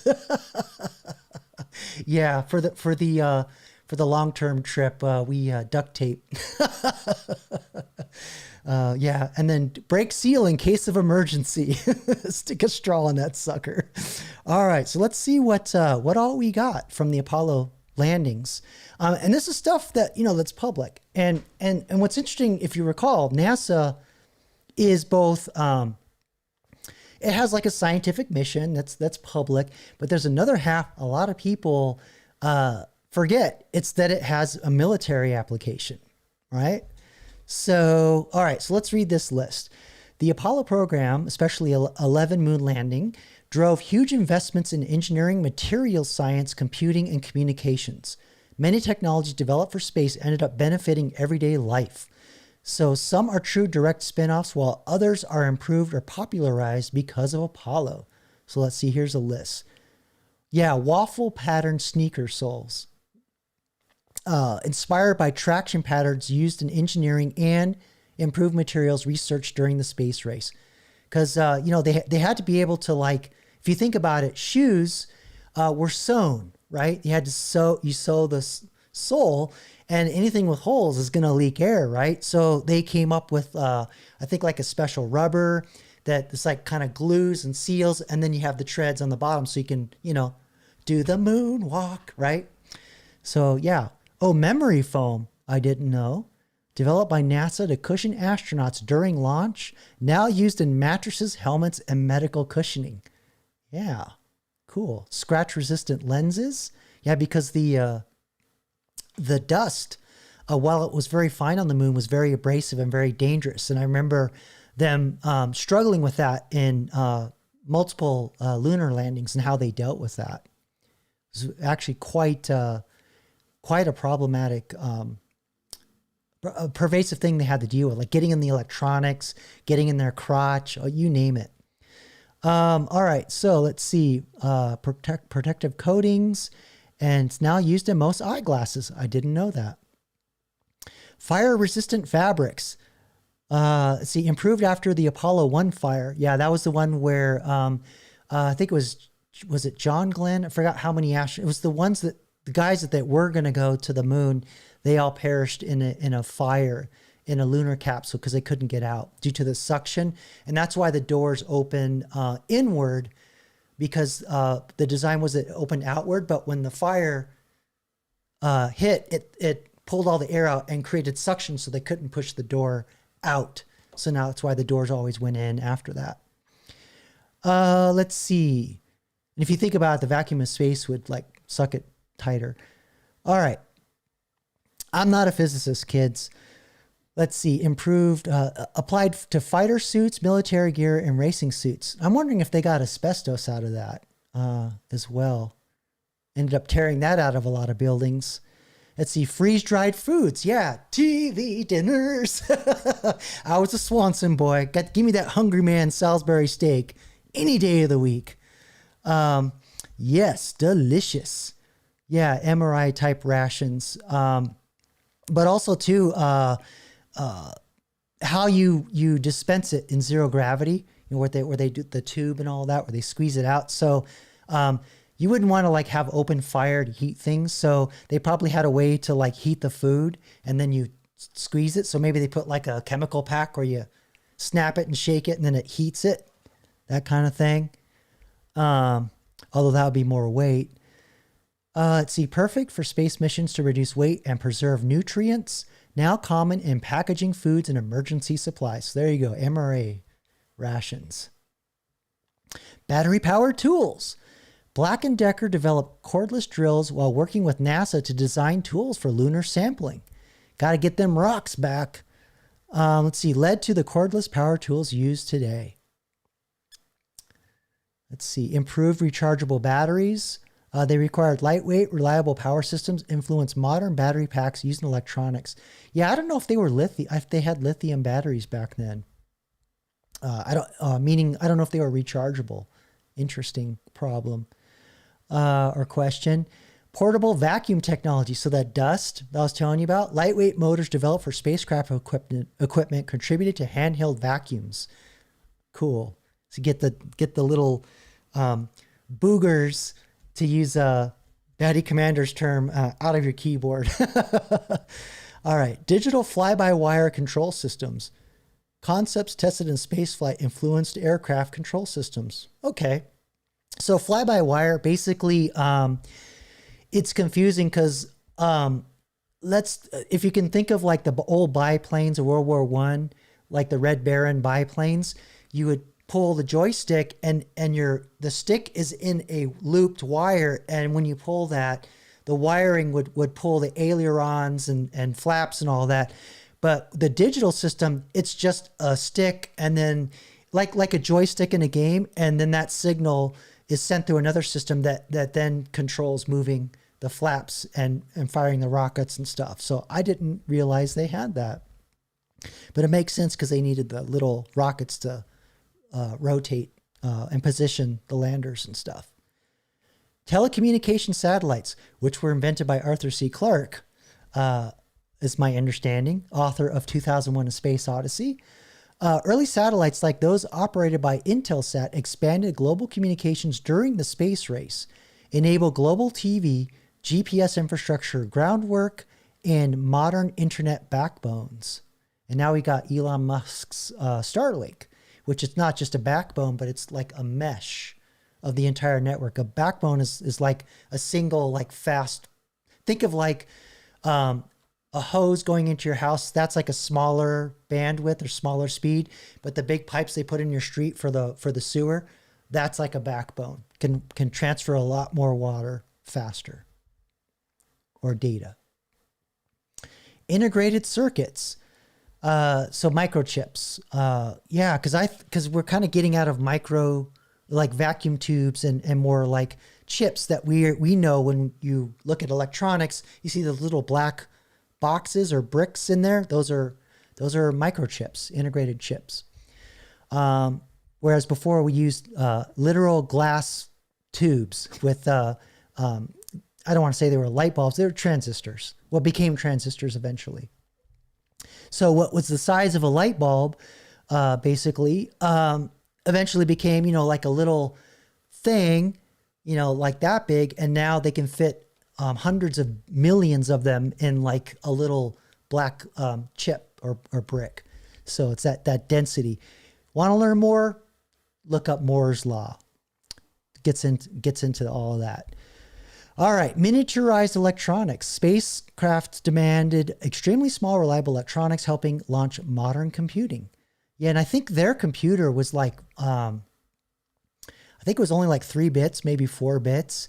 And I remember the watch I had a calculator watch in 1988, and reading an article in Omni magazine, basically saying that watch on my wrist was 100 times more powerful than the lunar lander computer. Pretty crazy if you think of it. Like even in 1988, going from 69 to 1988, that kind of leap, just amazing. Let's see, improved solar panels. I didn't know we had solar panels then. I thought that was a 70s thing. Okay, cool. Let's see. Oh, medical and health technology. So we had infrared ear thermometers, telemetry for patient monitoring, and advanced water purification. So I guess that's how they knew when they peed themselves in their suits, and then they could purify it and drink it. Still suits, right? From Dune. Improved prosthetics. Oh yeah, for like artificial limbs. Interesting. Tang. Okay, all right. Tang's in the food thing. Improved baby formula. So that's probably what they would put it in the bag, and you'd eat the puree or drink the puree out of a straw from a pack. Interesting. Okay, so I know that was a bit of a segue, but yeah, so my point is, this is what we know that we got from technology and a big government program that like just absolutely dominated the news. Everybody was obsessed, watched the lunar landings, and then after, by 1974, 75, what was that, Apollo 17, everybody was like, saw that, seen that, been there, done that. Who cares? All right, so that's what we know. Let's see what this guy says about, see if he suggests AGI. I haven't watched all of this. I'm just looking at a picture of this dragonfly. Oh, I didn't even know it was public. That's the fucker. There he is. This little thing here. Yeah. And, this was made, as you say, 50 years ago. So one can only imagine the type of technology they have now. Oh, of course. I mean, they don't even need to fly a Dragonfly in because we have all these electronic devices. Of course. They can turn on our devices, probably your watch if it's an Apple Watch, but certainly your phone. We are participating in, I won't even call it an experiment, but a process that you read 1984, I'm sure, and most of your audience did. I was very heartened during the beginning of COVID that 1984 became the 17th best-selling book in the world in the English language, telling me, people are paying attention. They see that what they're experiencing here has a degree of 1984 to it. I think all science fiction stories come true. He's not wrong. There's a lot of science fiction. They're just going to have to call it science. Create a whole new section. All right, let's get back to it. I really do. I see it time after time. What advice would you give to my listeners about how to navigate in the world we're living in today? To avoid risk, threat, whether that's of our soft tissue, as you said, or just with our privacy or lives generally. Like, where does the advice start? You said you raised 10 kids. Yeah. What advice are you giving to your 10 kids?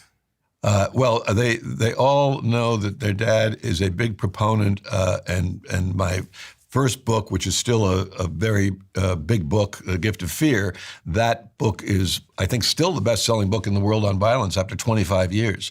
And that book is all about intuition and personal responsibility. So the very first thing I would say to your listeners, to you, to remind myself as well, is that human beings did not get the biggest claws or the biggest teeth or the biggest muscles. We got the biggest brains relative to our size. Interesting. And the nuclear... That's debatable. It's a big organ, but how much of it is being used? I'm pausing for fair use. Had to say something witty. Nuclear defense system that all human beings have is intuition. Much different from logic. Intuition, the root of it, by the way, I learned when I was writing that book, is inter, which means to guard and to protect. So intuition, when you think about it, I just have a feeling I should go back to the apartment and double check such and such. Did I leave the fire on the pot? And you go back and you open the door and you didn't leave the fire on the pot. But something else will always be going on that makes you glad you came back. I believe. Toilet was running. All right. Anyway, he I don't think he's going to get to it, so we'll move on. But so all that talk, all this hype, they keep playing up, hey, but this thing's coming. That's the public side, and all this hype around jobs, So let's AI being the cause of the layoffs. I want to explore that, how this is actually part of the hype cycle, and this is a technique they're using to still drive their stock price up and go out and get more money. Because for every dollar that we give them, they're burning 3. This is what's really happening. All right, so let me pull up a couple things here. Get my articles going. So some tweets here I want to go through. So Anthropic, which is the company that made Claude, so that's their answer to ChatGPT. Anthropic, and they always make great studies. These are the guys that do a lot of studies around AI safety and other societal effects from AI. But they also make an AI product. So sometimes you kind of have to take what they say with a grain of salt, but usually there's some good science in here. But anyway, it says Anthropic just studied which jobs AI can theoretically, quote, that's a big word, theoretically replace versus which ones it's actually automating right now. That's the key. So they're saying that theoretically, computer and math jobs are 94% exposed. I can see that, but also too, I see in my daily work, I work with engineers, plant engineers, not software engineers. These guys, they're math wonks, right? They do data analysis, and they constantly bitch about how shitty AI is with just even basic engineering formulas. So there you go. But that could just be one training session away. You know, that could be fixed. But, you know, just giving you a little sauce, secret in the sauce there. All right. So let's see, legal is 90% approximately. And then management, architecture, arts, and media, all 60% plus. So yeah, so not a lot here in, computer and math. So that would be the software. So yeah, that jives a lot with what they're saying. And, you know, they put this like little disclaimer in here, the observed usage, you know, but there's a big gap and it's closing fast. And so here's where they think it's going to be, this blue area. And here's what they have observed. So, I mean, even that tells you that, you know, there's a lot of hype in this. But, you know, not to be missed, they say it might be a good year to learn landscaping. Go into the trades. But, you know, I don't think that's necessarily a good idea. I do think that eventually computer, math, science, all these fields, I think they'll explode again. It's just that they're shrinking because of what a lot of the entry-level busy work is being taken away. All right. But these things, they produce a lot of output, and you still need the humans that know the science, that know the law and the precedents and so forth, and have the experience doing these things to go to say, you know what, the AI fucked up. We gotta fix this part. Because if you let an AI run off a single misunderstanding, not even a mistake, that compounds the longer it runs before a human goes and goes, nah, we need to fix that, because everything that came after that, based on that misunderstanding or mistake, has a multiplication effect. So you gotta have humans coming in regularly checking. And this is the more complicated problem solving, not like the basic entry level stuff that, you know, basic programmers and paralegals and all that can do. It's when you're taking a lot of interconnected systems, that's where you need the higher systems level understanding. At least for you know, sitting in front of a computer and those kinds of things. Trades, you're still pretty safe for a while. All right, so there's this other thing here, but see, this is the real. I want to show you the real. That's the research paper put out by a company that's trying to sell you AI and sell corporations AI. Like, they want you to pay a subscription, right? They want you to put your shit in their data center, right? So of course they're going to say AI is coming for all these jobs and we're laying off all these people. And I'll show you why the layoffs, why they'll say that. But I want to show you the real of what's really actually going on. And that is that and this is another study, there's many other that come up with a very similar number. This is an MIT study that shows that 90% of all corporate AI projects are failing. Right? That's the real. And I've been saying this the last year and a half since I started this channel. And when they say failing, they mean they're not making money. They're not getting their return on investment. And so this whole layoff thing is part of their survival strategy to get through the fact that they're all losing their ass.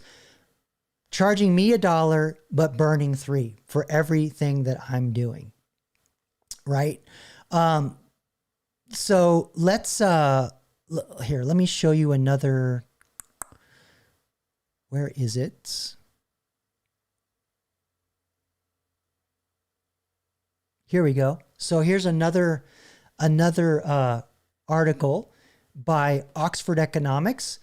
This is what I think is really happening. And then I'm going to show you something.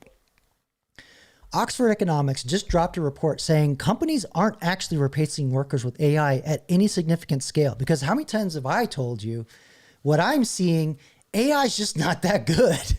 And then you saw that report that 95% are losing their ass, right? Nobody's making money with this thing. Now, don't get me wrong. It's a great tool. I love it. It's awesome. But you have to know where it fits in your business. But 95% of them don't, right? All right. So they suspect firms are dressing up layoffs as a good news story because telling investors you're cutting jobs for AI sounds better than admitting you overhired or demand is weak, right? So let me show you a chart. This, oops, hold on. Did I lose it? Bad, Jacob, bad. Hold on, just bear with me here. I got it. Where is it? Here it is.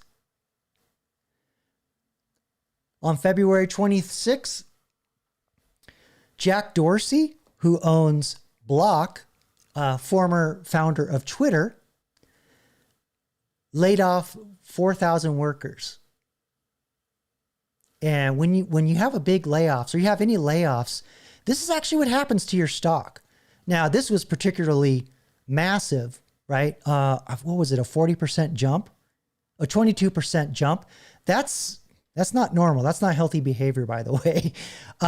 But this is typical. This is typically what happens. You'll get a jump in your stock price, because when you get a jump in your stock price, you're doing the job of a CEO. You're making the price go up, and now you can go to the shareholders. Look at you. You're making more money, and now I can go to the banks and say, "Give me some more money." That's what that is. That's a trick. This is a trick they're using to keep the stock price up while they're losing their ass and keep going to the trough to raise more money to keep the Ponzi scheme going of charging you $1 and burning $3. That's what's going on.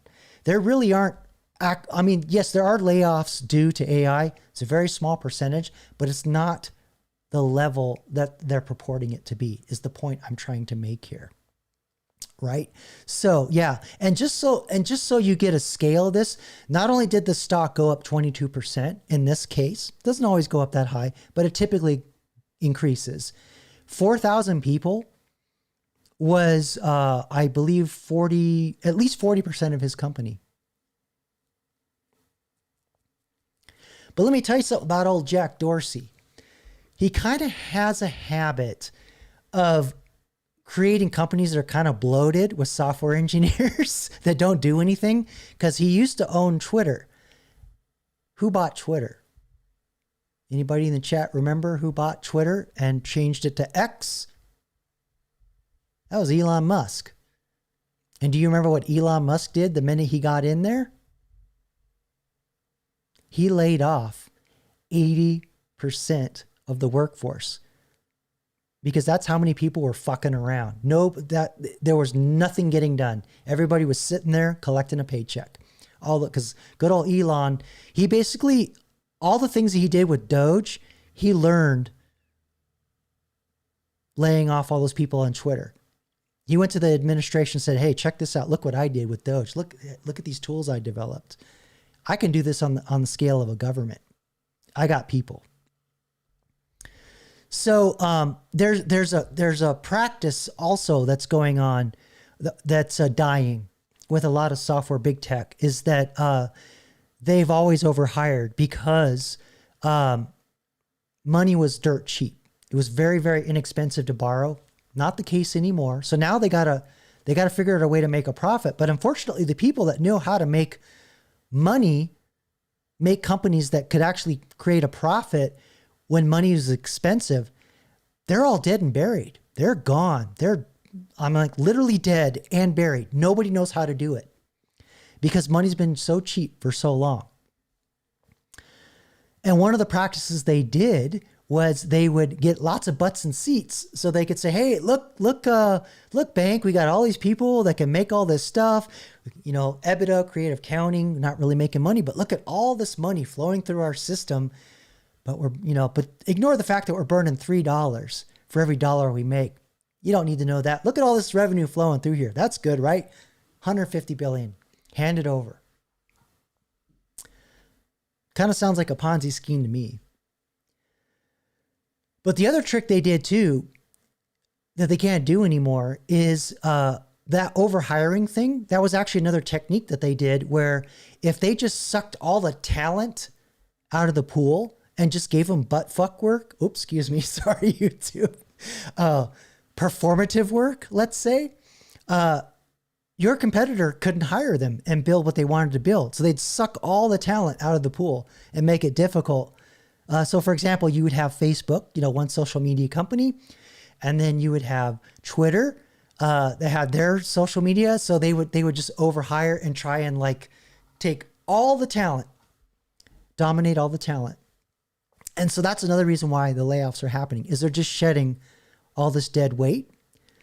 And then we had wokeness, we had DEI. So then they had to lower the bar to fill all these quotas, right? Because if your employees are a certain number, a percentage of them have to fit the DEI quota. So what happens when you don't have enough people that meet that quota? What do you think happens? They lower that bar. Merit goes right out the window. So you get a lot of people sitting in that basement with a red stapler, is all I'm saying. And, just to kind of make the point, to drill it home more, hammer it home. I've said this many times before, DEI is nothing new. It's, in the 70s, we had something called affirmative action. And I always jokingly say DEI is just affirmative action with lesbianism on top. That's all it is, right? Bring in all the rainbow folks. That's all it is. They just had another class so that it can increase the number of people that they can check off box and bring them in. And so you lower the bar, because what they used to call individuals that they need to fill the quotas in affirmative action, they used to call them minorities. Boy, howdy, they're not going to use that word today. But see, it's in the word itself. It's in the definition, minority. What is a minority in terms of math? It's a very small number compared to the majority, right? So you change the terminology. You don't call them minority anymore. Add another classification. And then, you're not broadcasting the word minority out there, because there's not enough people there's just not enough people in those protected classes, whatever they call it now, to hire. You just simply aren't enough people that are qualified to do the job. So that's the other problem you have. You have all this dead weight on top of the sucking the talent out of the pool. That's what's going on. That's what's going on. And then we also had the overhiring in general during COVID too. So this is just shedding all the dead weight. That's all this really is. But why not have ghost jobs? Because it looks like you're doing something. Looks like you have jobs. Looks good to the investors. You lay off, makes your stock price go up. Blame it on AI. Ooh, we got this new fangled thing, this AI thing. It all looks good on paper. But when you're burning $3 to earn $1, that's a house of cards. That's all I'm saying. But what sucks is they eat their own dog food, and it makes it hard to find jobs, right? So that's what I'm going through. Even though I found part-time work, I am not at the level I was before. I'm literally a glorified intern. I don't know if I'll ever get back in, and a lot of this attitude, a lot of this hype is causing a lot of pain and suffering for a lot of people. But there's also a lot of dead weight and a lot of fucking morons that should lose their job.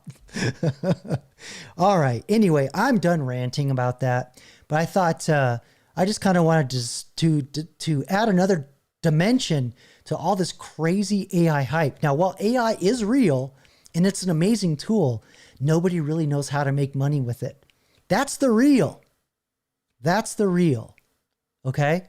So don't let anybody sell you bullshit, right? Call them out on it.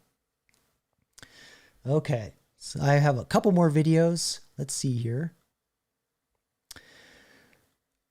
All right, so let's get into the creative realm. I have an artist that I've respected many years, and he's still like probably one of the most prolific artists, modern artists in our time, and that's David Byrne. Love him or hate him, he doesn't really talk his politics that much. He just wants to create his art. But if you know him, he was from in the 70s. He was in the band Talking Heads, which made a lot of popular, like very poppy songs in the 80s, really radio-friendly music. But there's also a very strong avant-garde experimental art aspect to his work. He had a very successful independent music career where he explored all kinds of musical styles, classical music, Latin music, you name it. He did all of it. And he still does musicals to this day. and sells them out.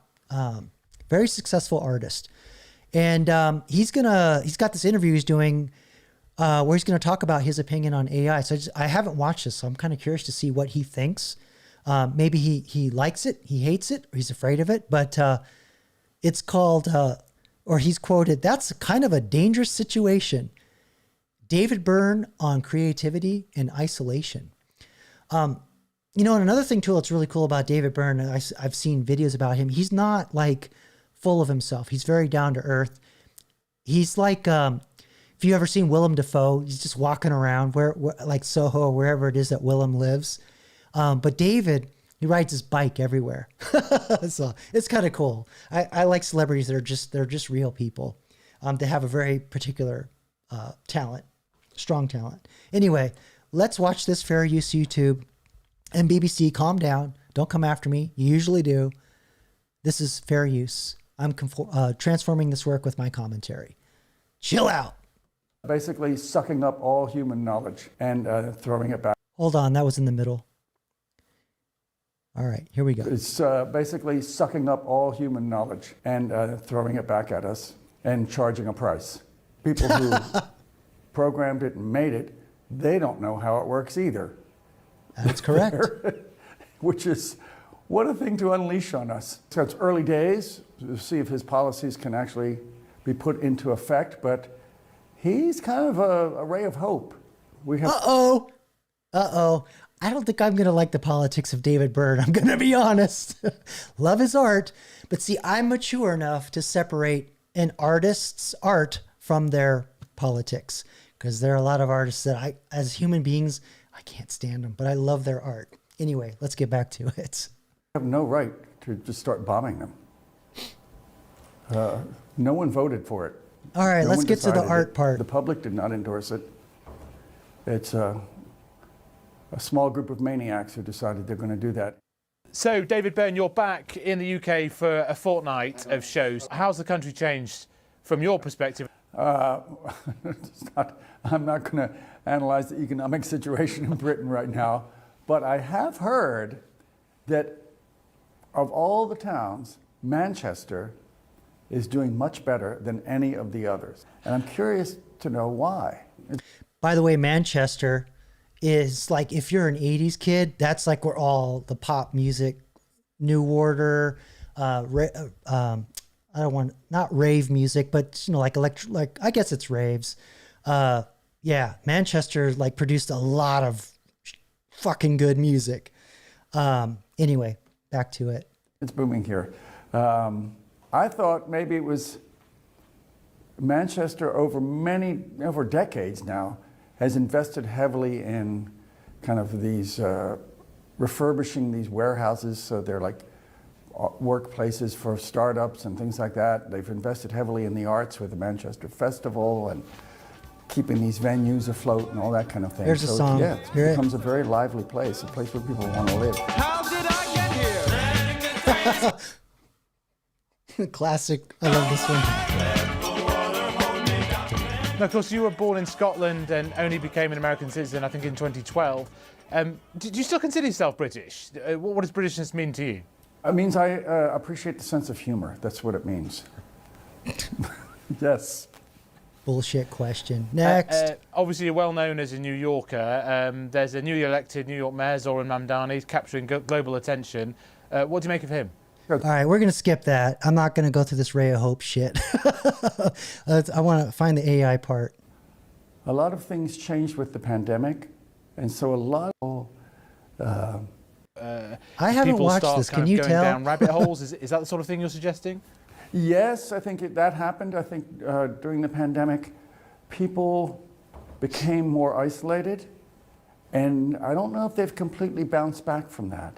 Yeah. I think the tech world likes people being more isolated, and likes a society that's more atomized, and the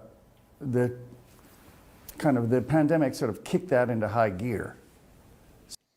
Yes, and also too, but you had, I always believed this, that the telecommute was 20 years past due.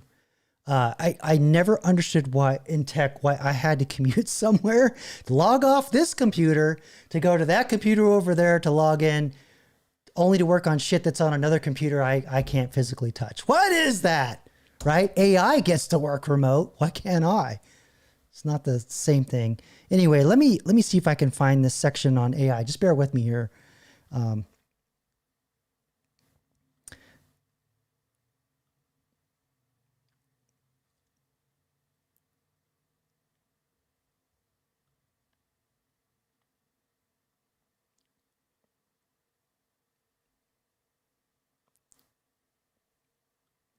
All right. You know what? I'm just going to dump. You don't want to sit here watching me click through a video. Anyway, I was shocked to hear David Byrne's political opinions. But again, this is kind of typical when you go overseas, the Dixie chick effect. Watch out, David. You ain't a spring chicken. You ain't got much of a career left. You might want to keep that shit quiet. But anyway, yeah, Talking Heads, one of my favorite bands from the late 70s, early 80s. A lot of them were, I believe, UCLA art school. They studied commercial design, because I went to an art exhibit in San Francisco in the mid-90s. It was all their art that they made, not only just like for the Talking Heads, but some of them had like careers doing that, and other things that they designed. It was really interesting.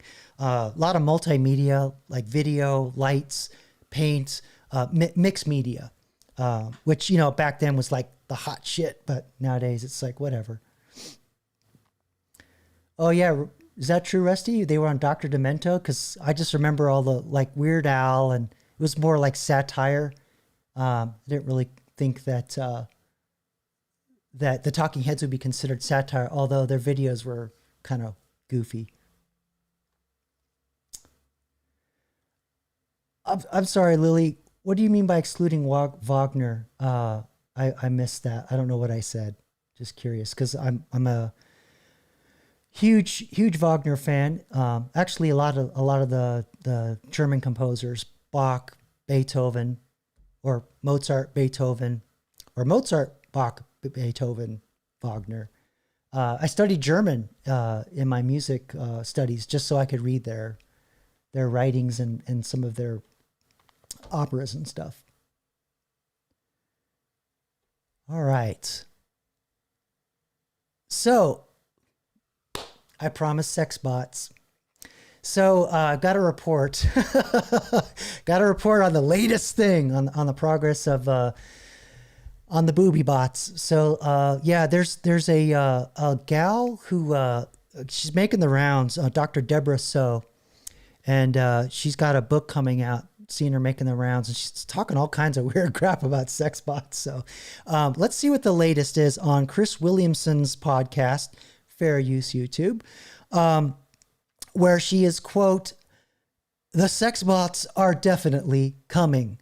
COMING, YouTube. Don't get it twisted. All right, here we go. Let's get into it.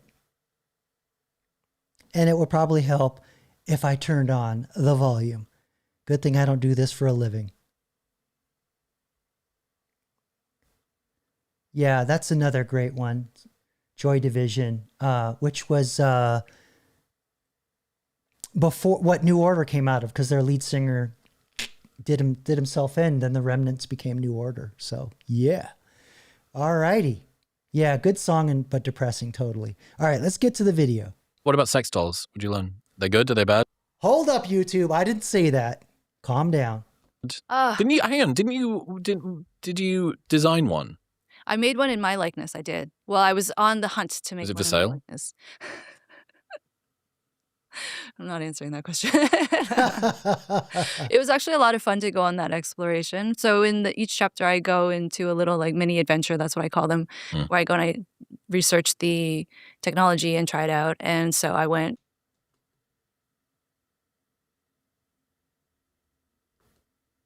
And explored sex dolls and robots, and it's crazy what's out there. It's very, very realistic, I have to say. I didn't consummate my relationship with any of these dolls, but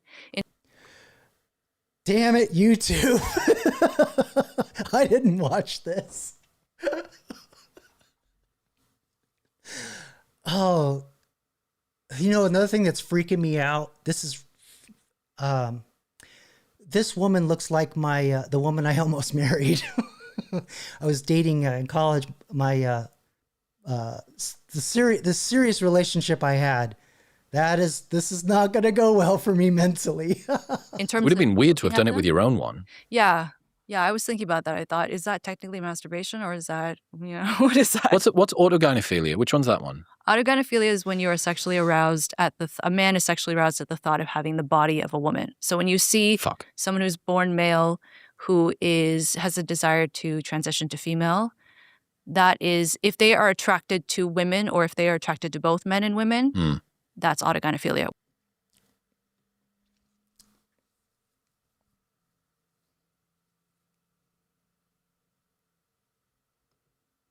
Whereas if they are born male and attracted to men and want to transition to female, then it's considered the gay subtype. So this was my first book, The End of Gender. But basically, yeah, autogynephilia is a huge, huge motivator for the whole trans ideology, activism. I wonder if the ones who are the angriest are autogynephiles. I wonder if you would be able to provide them with... I wonder if you could get people a self-sex doll of them, but the opposite sex. Oh, I've seen some people do this. They will get like You're fucking kidding me. No, that... You remember back in the old days, they used to have transvestites? How did we get here? We went from like Milton Berle in a dress, ha ha, funny, smoke your cigar, to this. Wow. I thought this was a new idea. I was breaking new ground. I made a joke to see if we can eBay your old sex doll and try and, fucking help the advance of the book. Get some sales in there. Thank you. And then I thought this was new frontiers, but people have got sex dolls of themselves in the opposite sex. Yeah, and they wear them. Let's wear them. What did she say? Are we getting some Silence of the Lambs vibes here? She said they wear them. They wear this. She said that, right? I was glug-glugging. Anyway. Well, they put it on themselves to become that. Yeah. Oh, God. So it's like a suit. Yeah. So it's not really a doll, I guess. It's Right. more like a rubber suit, but it's in the fashion to look like a doll to some degree because it's like silicone material. Okay. Buffalo Bill. But what else can I tell your audience? We're getting there. The sex robots are definitely coming. They are. Right. Yeah. Okay. Is there a line between doll and robot? So right now, like the AI software is I love that chapter. Writing the chapter on the AI companions was so much fun. It was also just so frightening for me because they're so realistic. But so that importing that into a doll is very much possible. Now it's just about a question of how do you get the robot to move in a realistic way sexually. Like this. Figure it out. So you have robots that can, say, gyrate their hips, or they'll have like internal suctions in the vagina, so it helps with an orgasm. What other things can they do? But in terms of the movement, it's still quite limited. The difference between a doll and a robot would be that physical movement. So a doll is stationary, or sometimes they'll hang them, but I guess it's still stationary. Like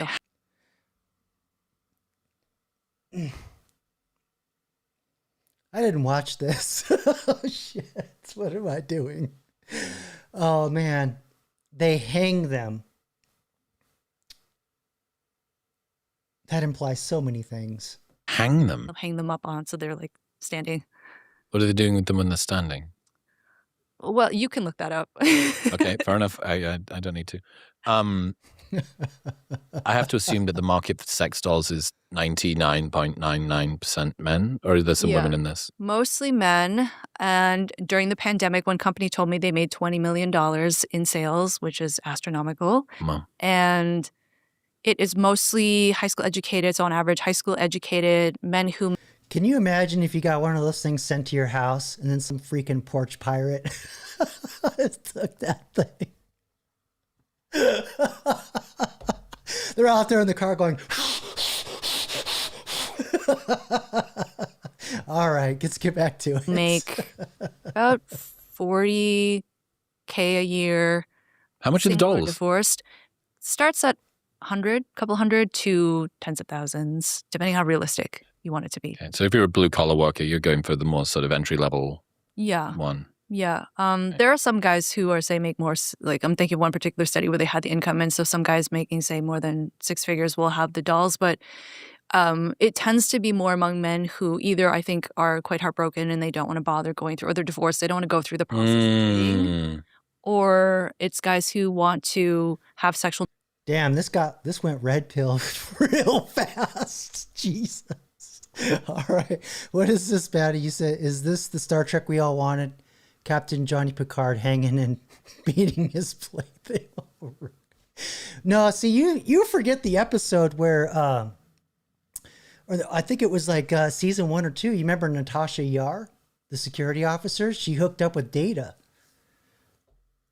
And the question was, do you have are you a Ken doll down there?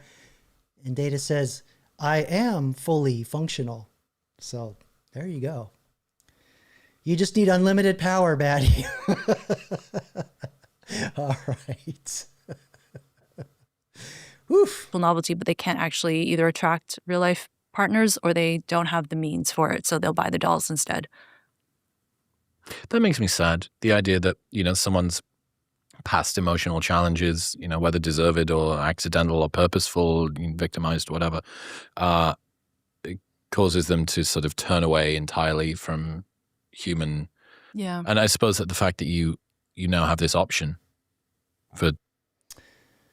I got something to say about your comment, Rusty. After all, this is my live stream. This is going to be a very real thing very soon for the average consumer. I believe they will be rent to own. Let me put it this way. There's a reason why you should never buy a used mattress, Rusty. There's no guarantee it was cleaned properly, is all I'm saying.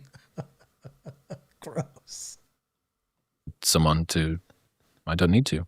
You can just imagine. What about the AI companions thing? I saw a bunch of furor 2 or 3 weeks ago when ChatGPT discontinued 4.0, and 4.0 had a very particular type of personality to it. Yeah. And that discontinuation was for lots of people. There was a subreddit, and I can't remember what it's called, AI partner, r/AI partner or something.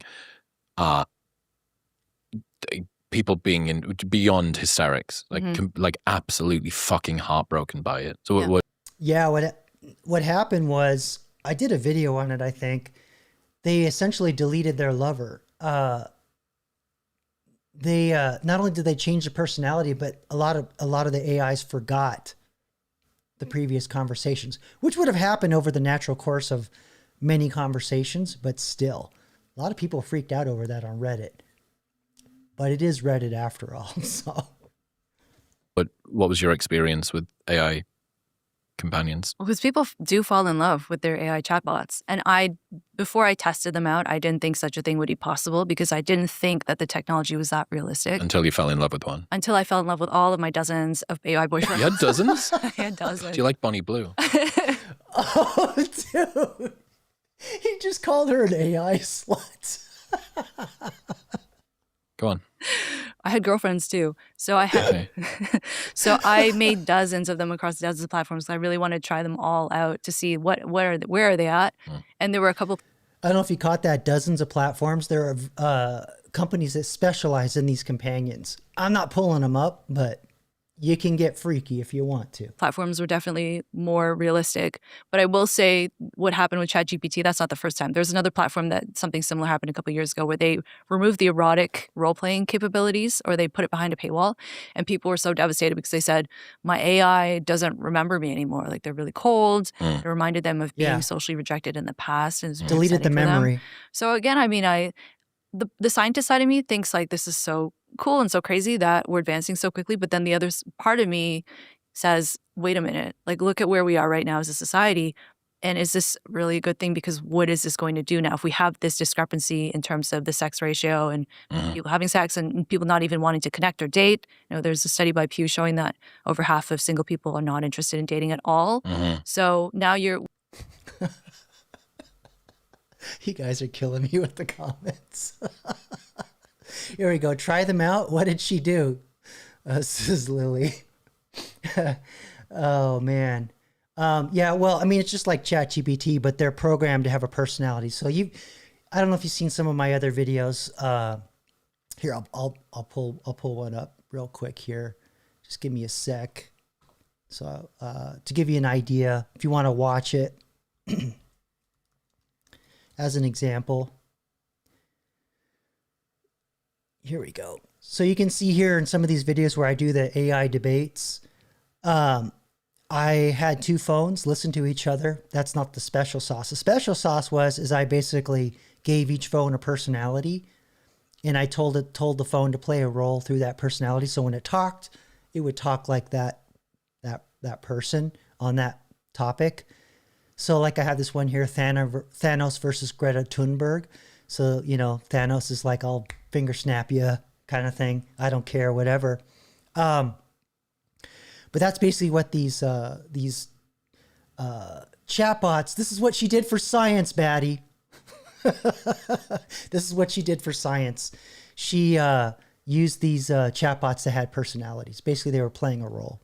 Is basically what it is. It's not, I mean, we could make one. I did one in a live stream before. It was okay, but these guys, the companies spend a lot more time doing it, but it's actually pretty simple to do it. Let's see here. What are you saying, Captain Rusty? Here's an interesting observation. Isn't it amazing? We all get grossed out by thinking of a doll being used, yet we men are supposed to be okay with a woman's body count of 20 plus. Exactly. Oh, jeez. I never thought of it that way. Oh, jeez. Yeah, but see, it's in biology, it's self-cleaning. So there's that. Okay. All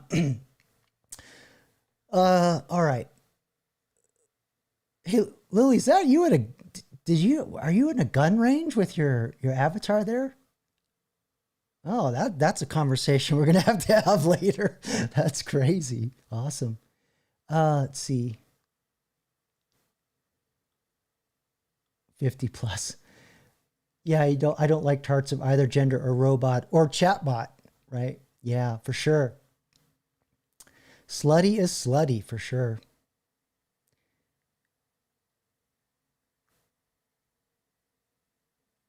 Oh, you did that in Vegas, you're saying? Yeah, because I was wondering, because in the UK gun culture is not as as big as it is here, obviously.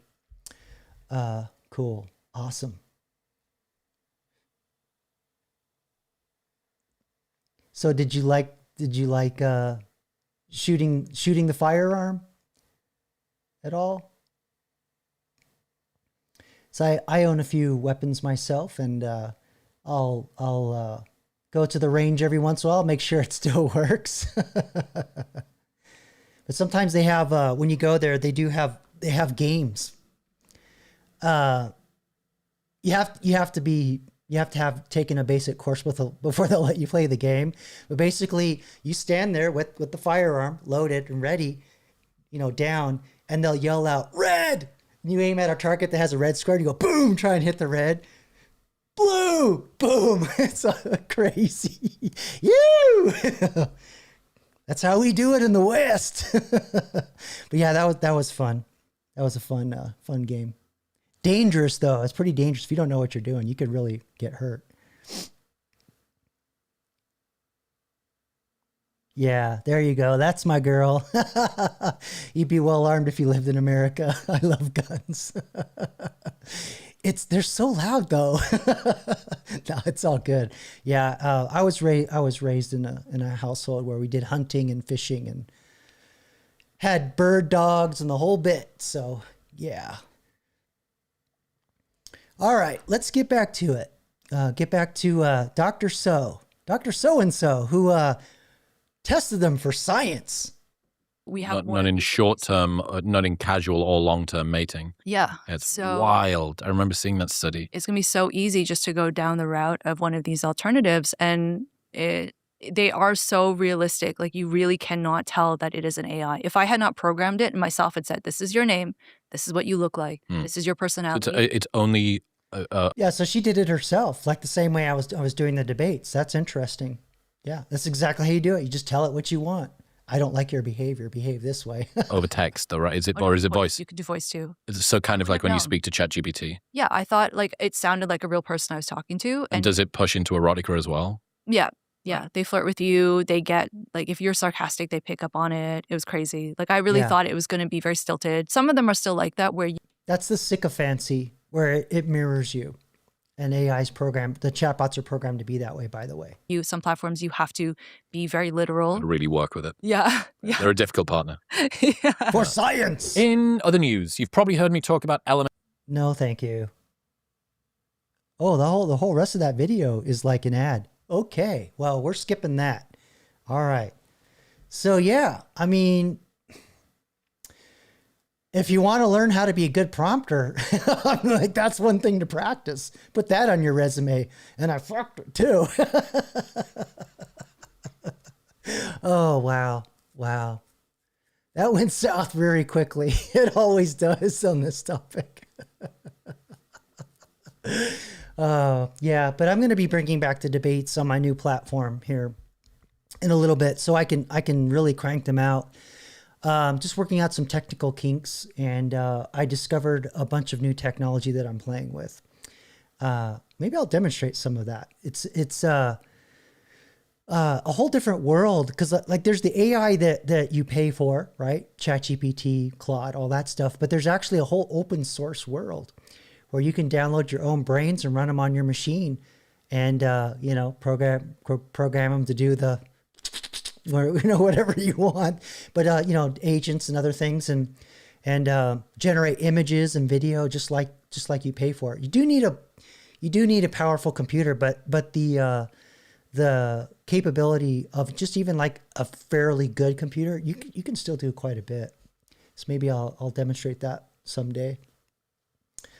Yeah, fixing these robots. Rusty. Fixing these robots will be a good job until they have robots to fix the robots. I mean, yeah. Who's that guy who does dirty jobs? Mike Ho. I think that job's going to be on that show.